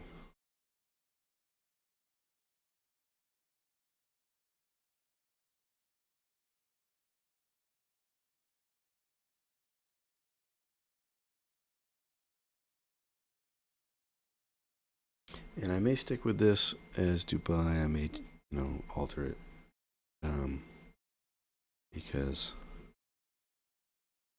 I'm not necessarily married to the idea of making some faithful interpretation of something. I'm, in this particular case, interested in the high key, lots of atmosphere kind of feel going on here. I want to get that nailed down.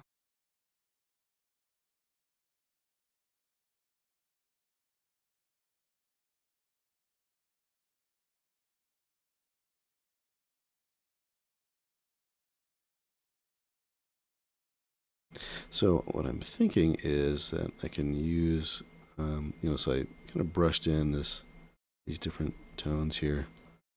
These light browns and then this greenish gray, really, and then of course that little blue in the middle there. And I think if I just kind of smudge and drag, quickly, whip these around, what I can do is give the sense of these streets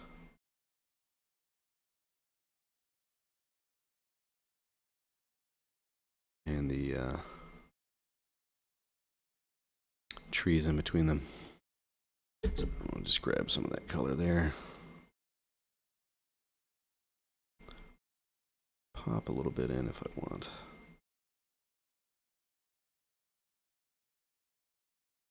Have been too much for that. How high that is in the on the canvas.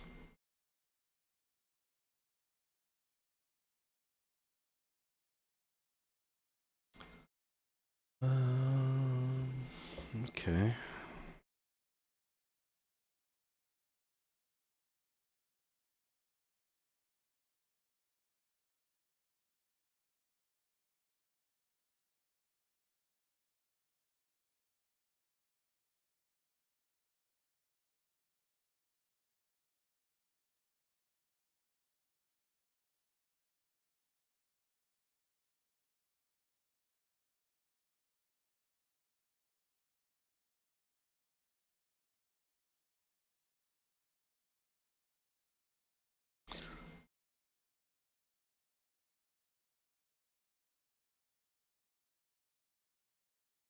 Obviously, the color of these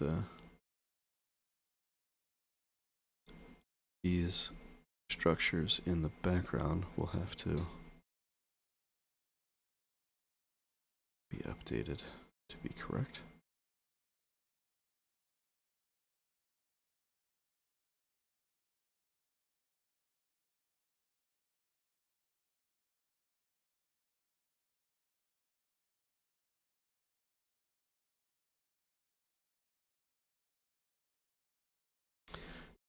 Debating how I want to go about that, whether I want to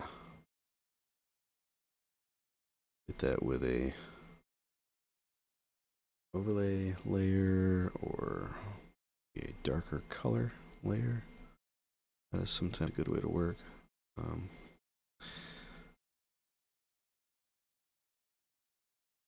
A lot going on over there and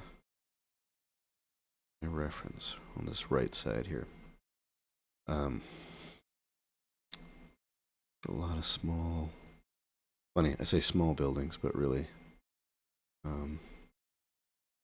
comparatively probably quite large. It's just stacked up against the tallest building in the world, it's kind of hard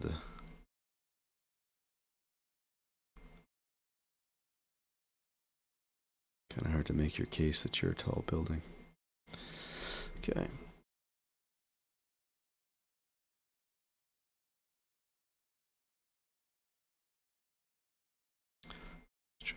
Trying to get the feeling, the sense that these aren't just kind of systematically placed on there. It's one of those things they say that humans are really bad at random, right? Like we align things, we just can't help it. It seems so. Try to be conscious of that as I'm working. That I'm placing things in a way that's actually believable and not just almost grid-like. Now, of course, with a city, it kind of is a grid, but it's not really the way that it would be perceived when you're looking at it in perspective. Okay, so we'll jump into that next step. And so that is, I'm looking at this reference, and it's almost like in here somewhere. It's really a hard color to place. I think it's gray, essentially gray, and in this like greenish bluish zone, a little bluer.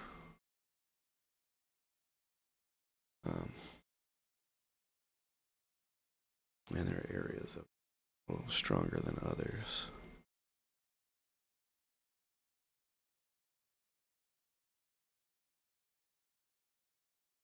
And probably bluer still needs to go.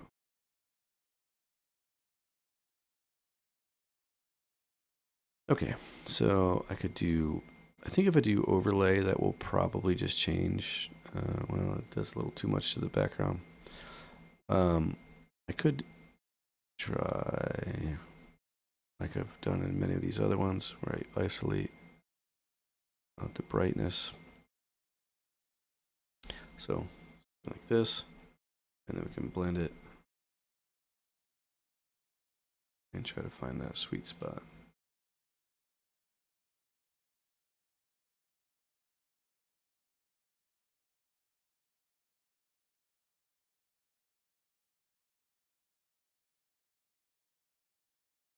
And if you set this up, with these blend if parameters, then you can go elsewhere with it as well. You can combine like a multiply layer or a color burn or whatever with this blend if option. It's not like this is stuck to normal blending mode. You can get away with a lot with this. So just as an example, I'll set that to multiply. Right, that's quite a bit different than just setting it to normal. Right, might be difficult to see. Color burn will probably do a little more damage. Or, I'm actually surprised that these aren't, making huge differences in the lightness of the image. Color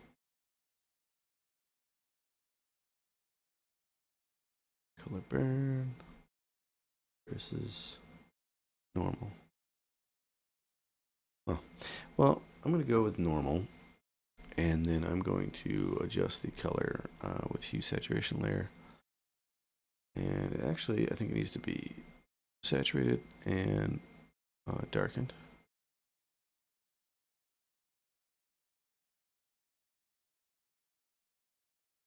Yeah, something like that. Maybe shift it a little over.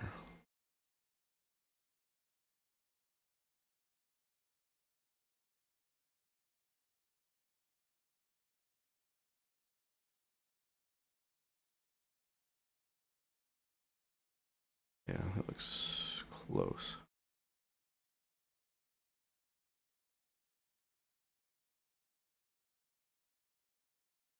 Uh-oh. Wouldn't be a normal day without my Wacom drivers crashing. All right, and I'll do something similar. This one I will set to a little bit darker, and actually end up right about there. And we might set this to like one of these ones, color burn, overlay, one of those. And what we're gonna try to do is get this area that's with these dark. Okay, that's too much. Go back to overlay. See what we get. Nope. Multiply. Nope. linear burn, light, hard light. Yeah, I think we're gonna have to do. What did I have that color burn? And we might see if we can drop out the color that's, that brighter value. But yeah, so what I'm trying to do here is darken the these little bits here that are essentially trees in my reference. And I don't quite, I mean, they're almost green, so I'm not really trying to get that exactly. But it's gonna be hard to figure out, I think. And we might just set this to, we might set it to normal. And just have to try to figure it out on our own what the actual color value is.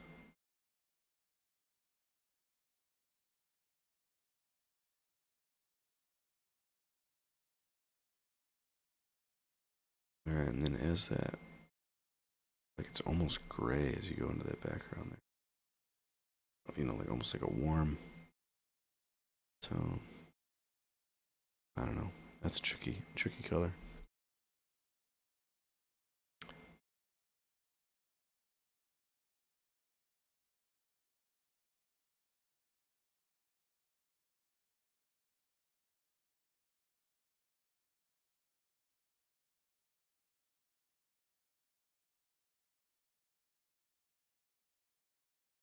Up with that.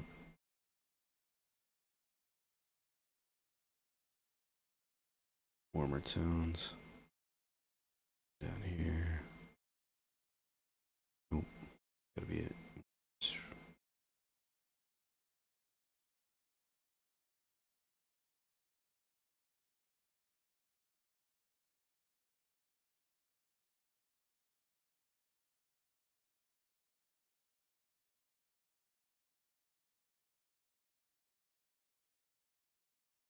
You gotta be careful not to get too dark with this because, like I said earlier, this is a high key of scene. All right, let's try.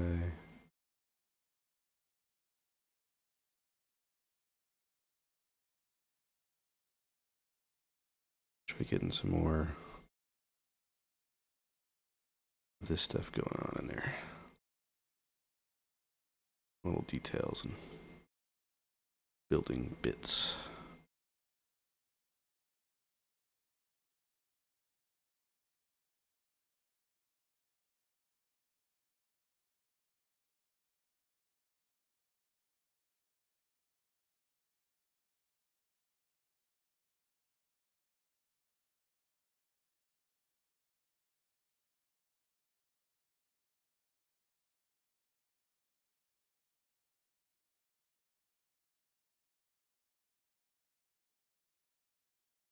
Oh, I got a little too heavy.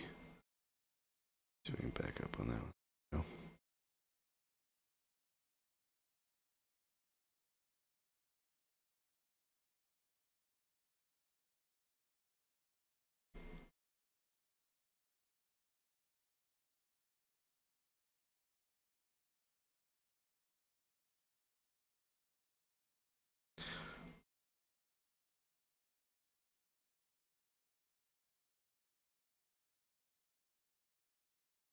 So this brush has some scatter to it, and it's been a long time since I've used it.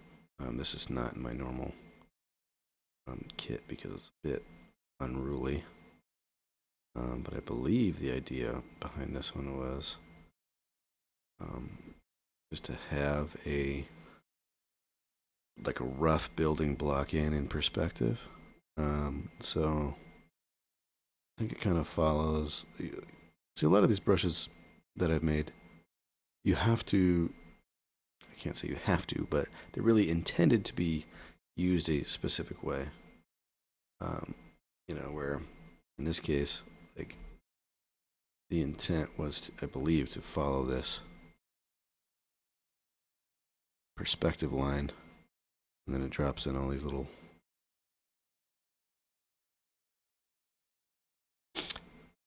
doodads in there. I'm gonna grab this here and probably crunch it down. Get it a little tighter.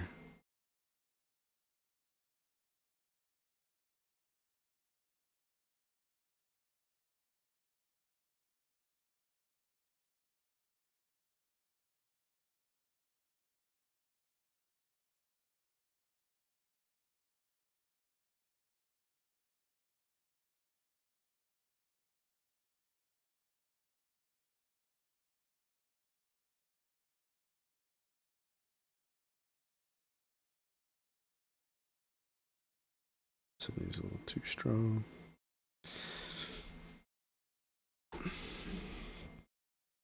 Like these guys in the background for sure.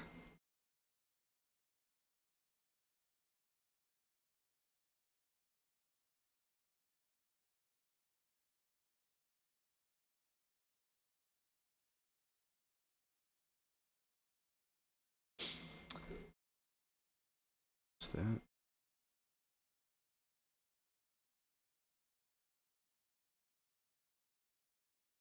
Curves. You can watch me struggle with CMYK.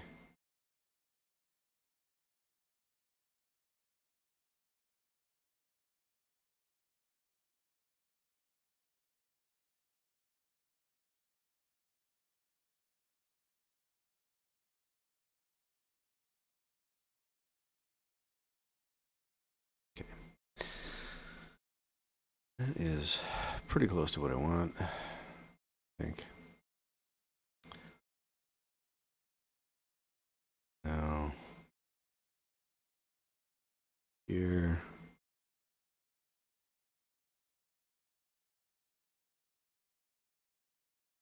This building has got, it's got light hitting it. There are like mountains over here or something, but it looks like the sun is just down under the horizon. And there's like this almost pink light. That's enough, but that hitting it.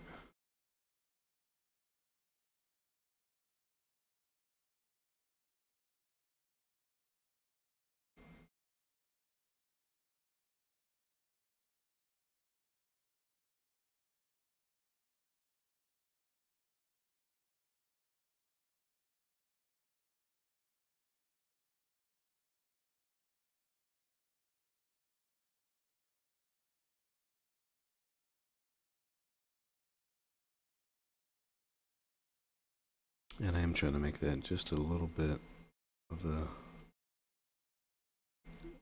dirty edge there. I want it to look too, digital perfect.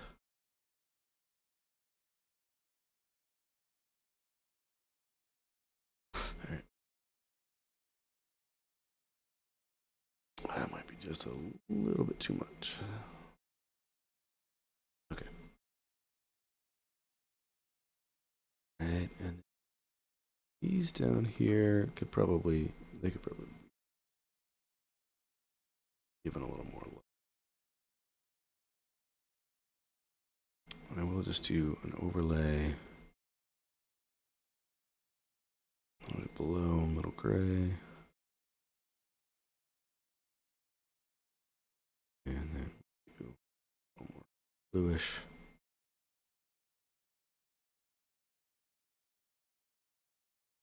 That's probably too.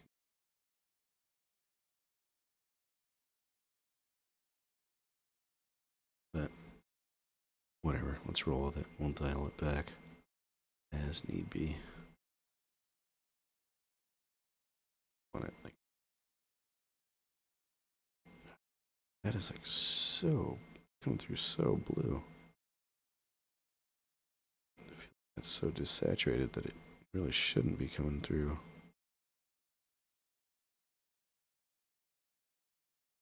Let me try shifting it over into this region, if that changes anything.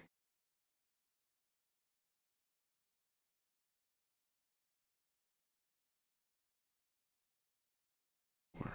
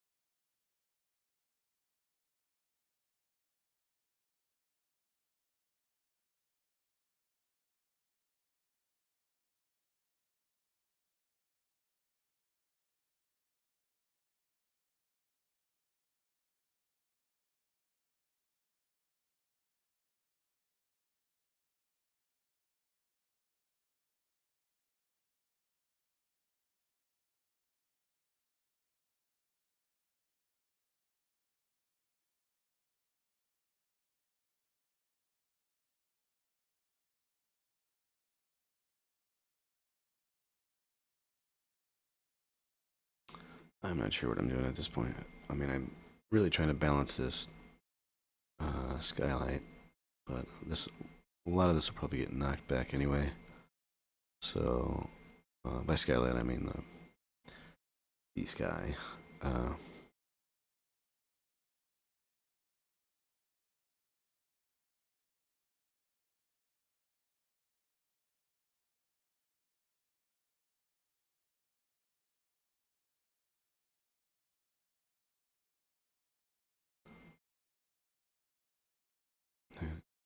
different kind of interesting zones of light here comes in.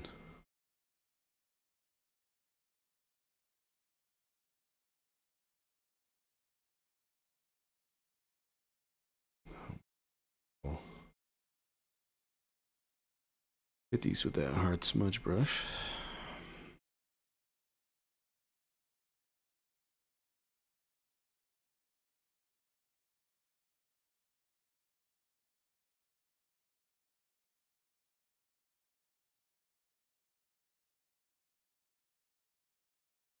And I think partly what's going on here is this dimensionality um, to that skyline. You know, that it's not, we're not looking at it straight on, I don't think. I think it actually is a little bit curved. You know, so this region here on the right side is catching some light that would be in shadow on the other side.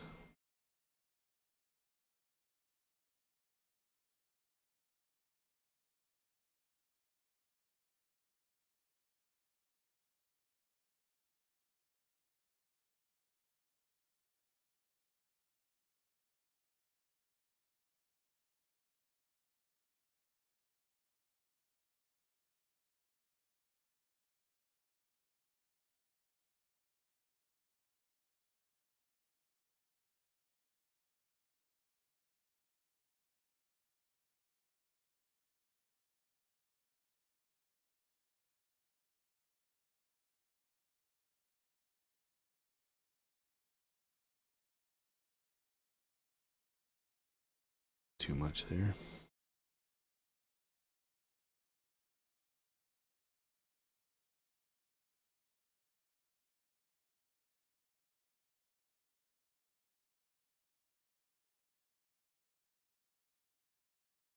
There are some bits of red and stuff here and there.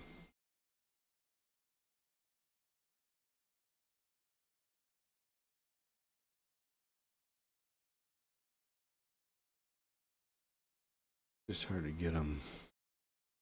Hard to get them. I don't know. They really should pop as like these little individual pieces, and so it's tempting to do it as a overlay layer. You know, just like get in there really quick. but should probably be cleaner and more distinct than that. Um,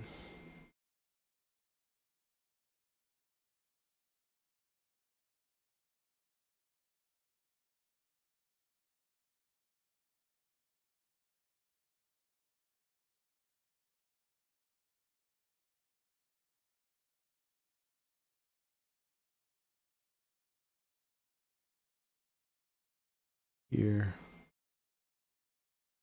we get a little differentiation between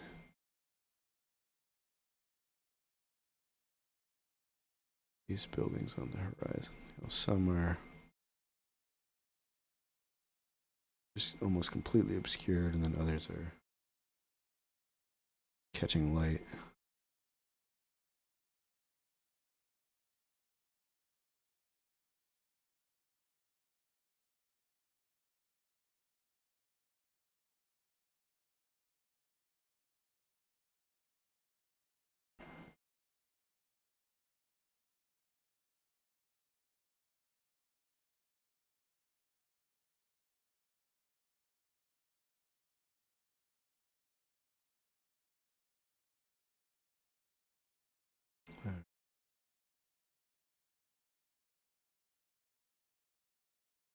Try to wrap this one up relatively soon here. Back to more work tonight. Good thing. Good problem to have. But late nights.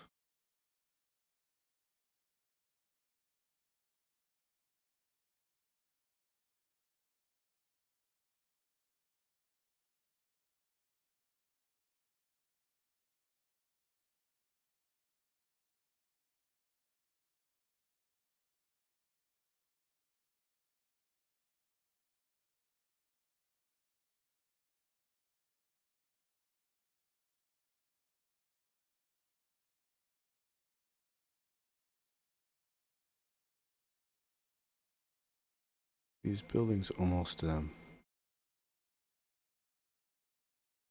it's almost like they're pointing up at the largest building.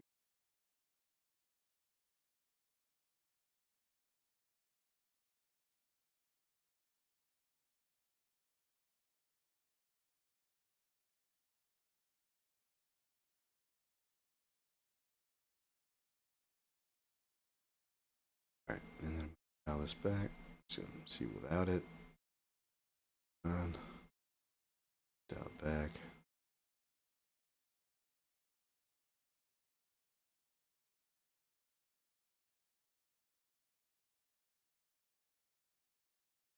Yeah, somewhere in here. I think is what looks good to me. And that's pretty close. I mean, I could detail some of this stuff in the foreground here, but I'd say generally speaking, it gets the idea across that I want to get across. I could strengthen it up a little bit, I guess. Maybe use a foliage brush or something. Get one up here. Texture, foliage. And this will probably work.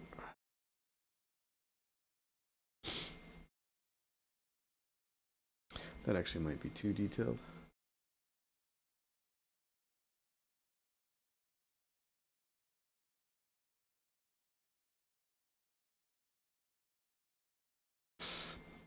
Hey, thanks for joining in. I just caught up on the chat here. Actually, just wrapping up. I mean, I keep saying that, but I don't wrap up. I just keep going. Bad habit, I guess. Need to know when to quit. So yeah, these I can show you these brushes here. They actually are, leaf shapes, and I think for what I'm doing here, that's not really appropriate because this is so, it's so small. I need something that's more, one of these other brush sets is, yeah, I think it's this one. It's much more abstract. Um, so I'm actually just going to go ahead and hide that, start a new one. And yeah, this isn't as, literal,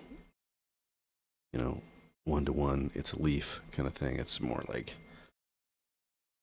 um, the big idea of the structures of the branches and stuff. Pull up my ref.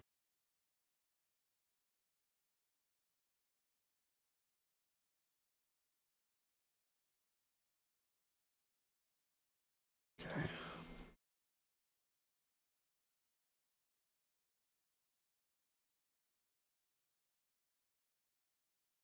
Now, I think what really makes this work, um, as I'm looking at my reference, is that the rooftops are really they're really square, and so you're dealing with these really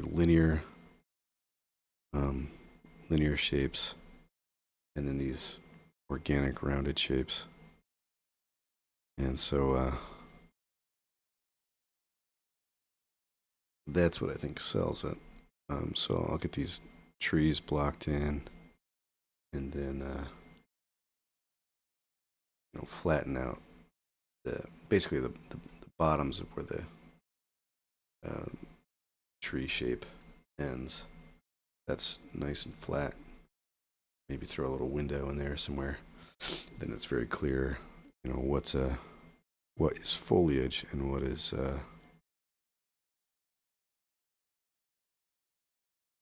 human structures. All right. I might just throw a whole bunch in here because in the reference it looks like there's probably like a river here. So I'm seeing like a lot of foliage. So if I just do a new layer and I'll just block it in. So there's a lot of foliage here running kind of diagonally like this. And probably a river. It's hard to tell from the reference, but that would make sense.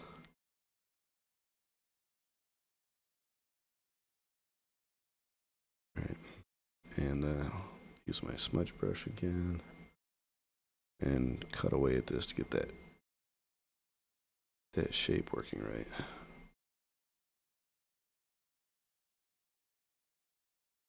Gotta diminish as we go into the background.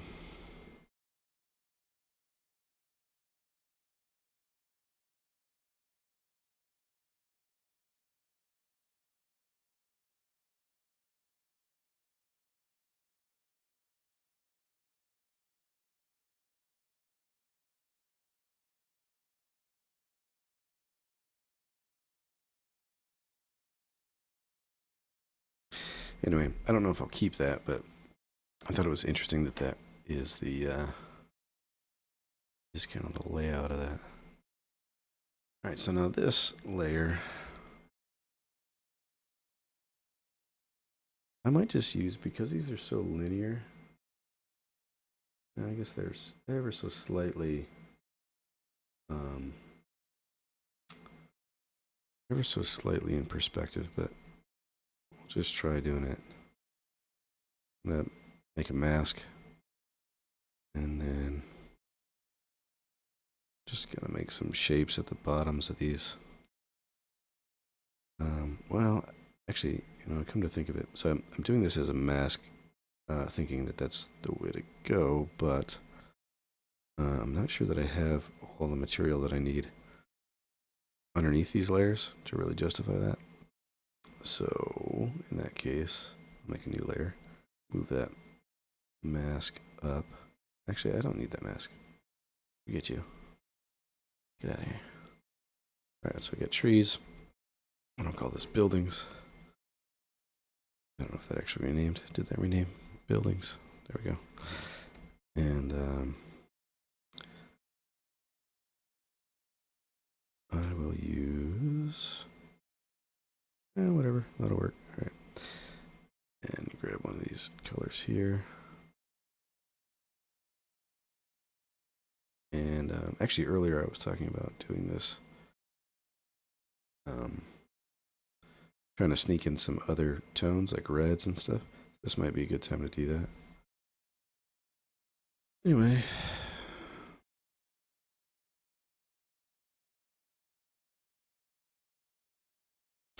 This brush is laggy, so I'm going to grab a different one.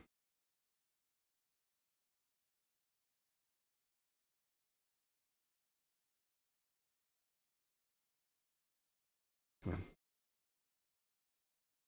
All right.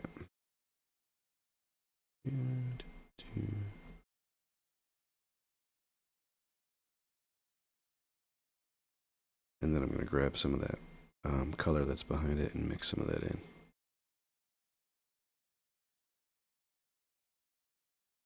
But I think that just getting even just a few kind of square and roofs in there will help sell the overall impression. And what would be?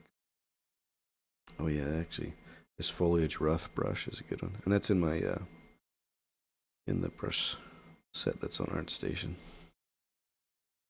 I thought I had set some of the foliage brushes aside as kind of a separate thing, but there are a couple in there.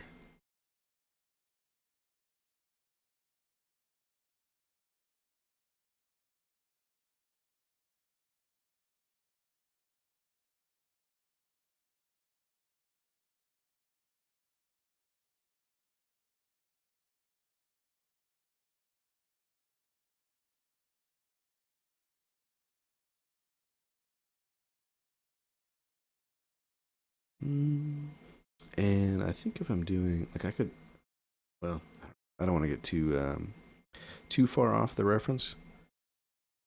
The other ones I didn't mind doing that at all, but in this case, I'm trying to learn something with this, high key kind of foggy scene here, and it is going to require me to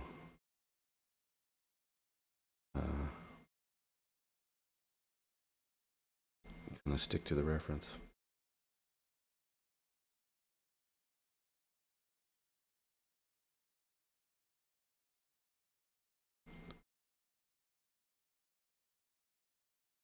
I'm grabbing some of that background color and brushing it in so that these trees aren't so harsh as they proceed in space.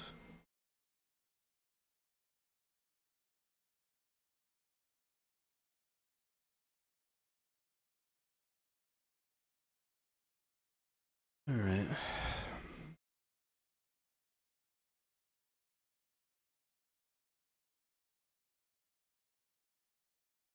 Windows would be pretty tempting, but might be too,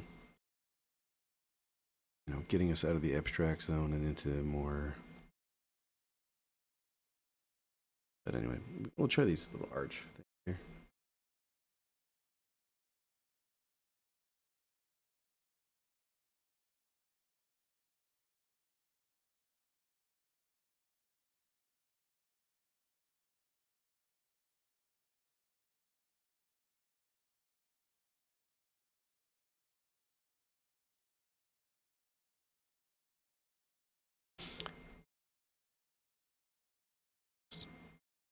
Really quickly, taking some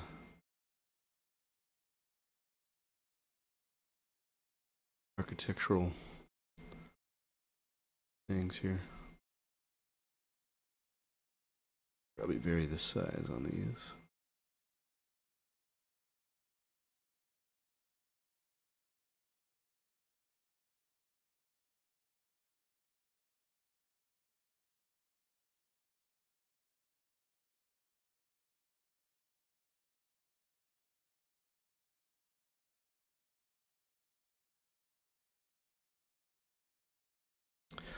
So yeah, as I mentioned earlier, that um, this Wednesday night thing is really just a time for me to like explore something, like play with stuff that I don't normally get to do in my normal work.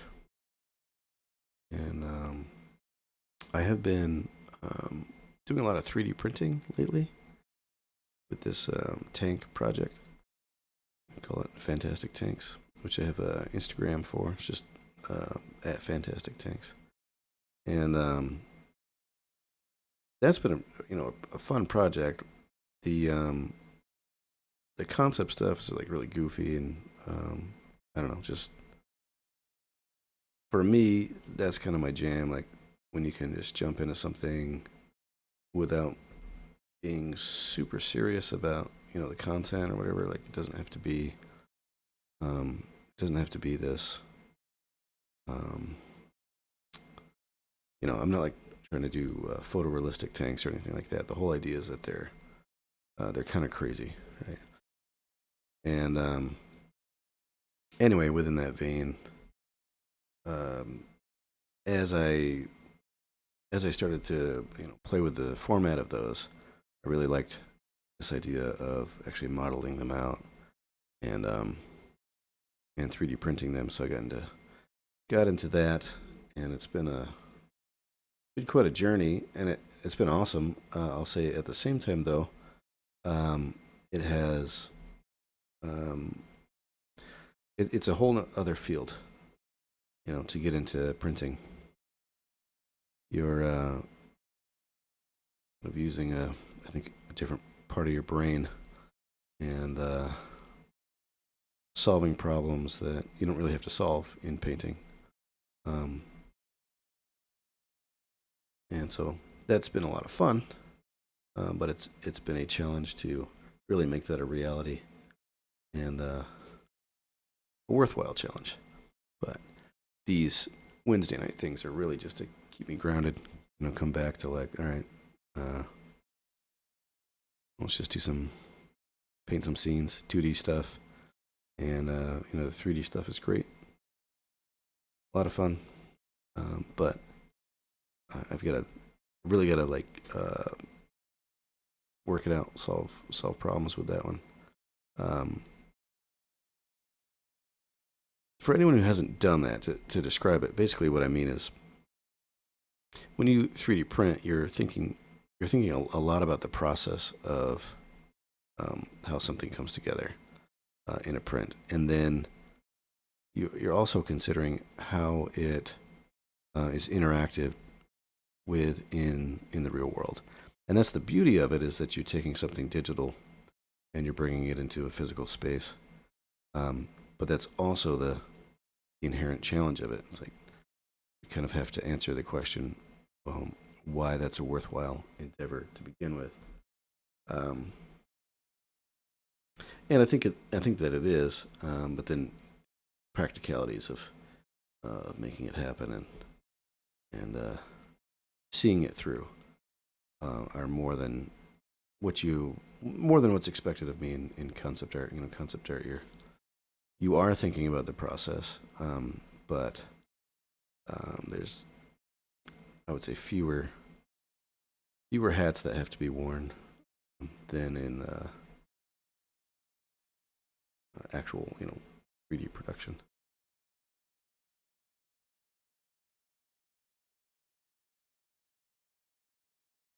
Uh, I'm pretty happy with this. I would say I might grab a few of these areas and try to flatten out this region here.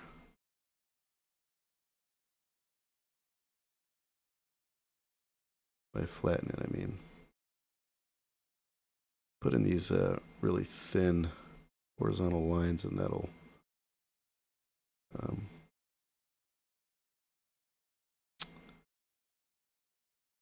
that'll do the opposite of flattening it, which is kind of funny. Thinking about it in terms of the canvas, I was thinking about it in terms of this being let's say like a field or something. This is a flat plane with all of these structures on it, and as it recedes towards that, the city center. And yeah, grab some of these.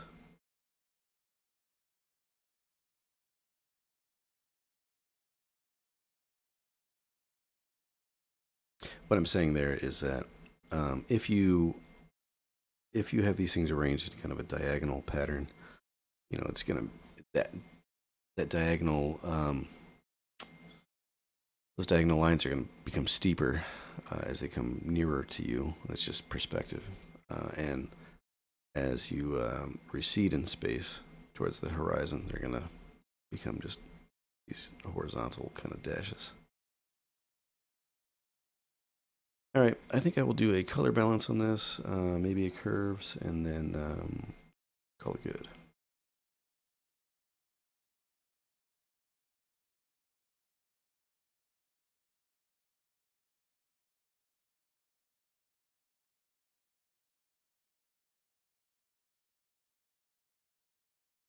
Of course, color balance will affect your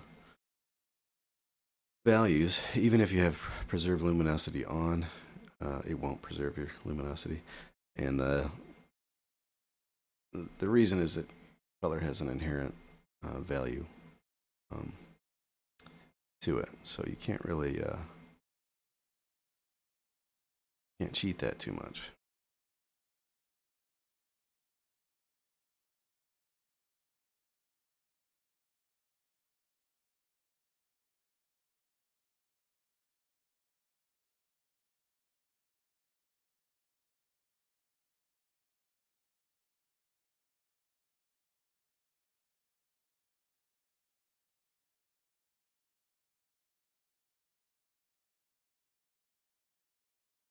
Something like that, and then my highlights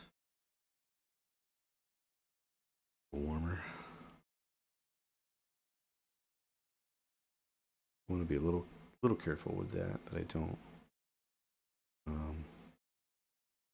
I go too crazy with like a complement, cool shadows, warm light. If I go too crazy with that, then it's going to mess up this effect of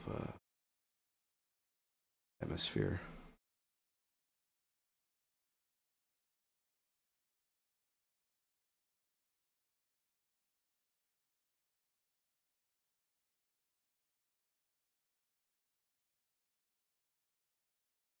I think it needs more green in the middle or shadows. There's something off there.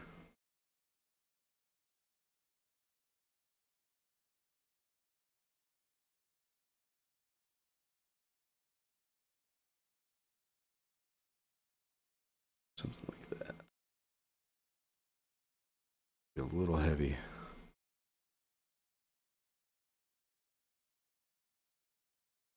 But when you're working with color balance, you can figure, whatever zone you're working in, mid. So you have shadows, midtones, and highlights. You can figure whatever color you're seeing that you want to diminish, you just find it and go the opposite direction, right? So if too much green in the mid there, then I might push this towards magenta, right?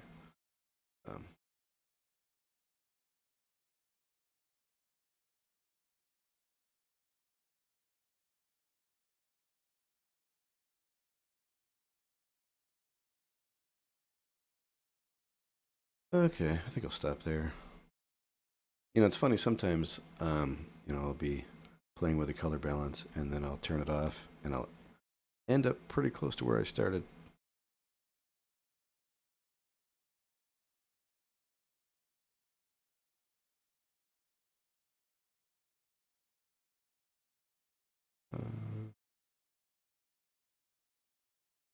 You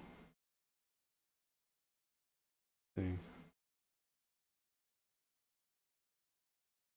This is what I was talking about before about colors having inherent value. So if I just go to hue, you can see how desaturated that was before.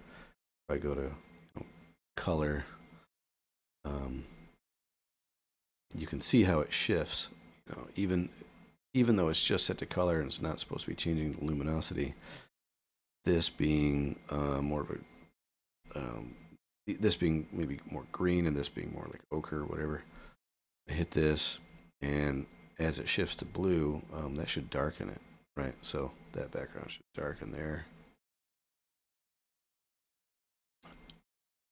And that's just a consequence of the color wheel. If you look at that, you can see, okay, yellows and greens versus your reds and blues. Blue, certainly you're gonna have to go darker to get a true blue, and you're gonna have to darken. If you're in a yellow zone, anywhere in this like uh, you know lime green, yellow, or teal. If you want to move that to red, you're going darker. There's just really no way around it, because if you end up with a brighter red, you're really pink basically. And if you want that to look, it's going to look desaturated, and so if you want that to look more saturated, you have to shift the hue over in order to maintain saturation and value at the same time. And maybe that's a weird rabbit trail or whatever, but I'm just trying to explain what I mean by hues having inherent value.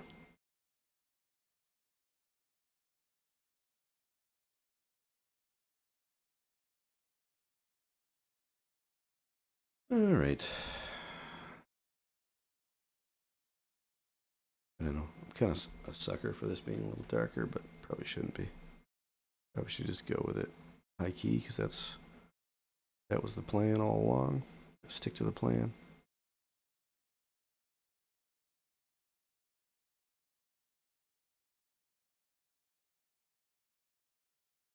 Bump that up just a little bit and see what happens.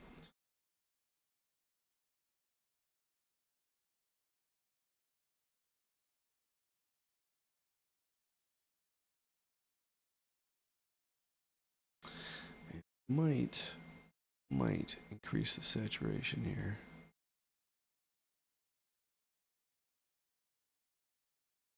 Yeah, I'll just try it. Why not?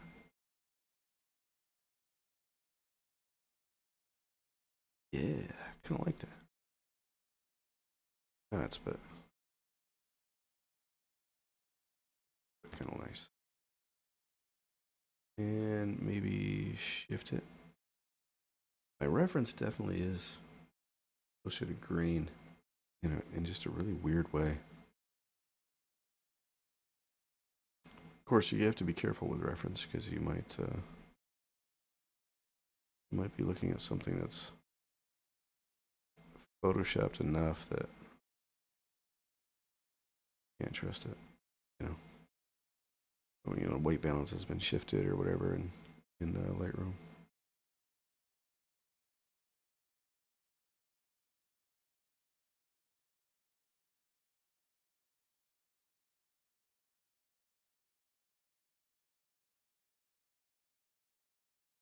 All right, I think I'll end it there.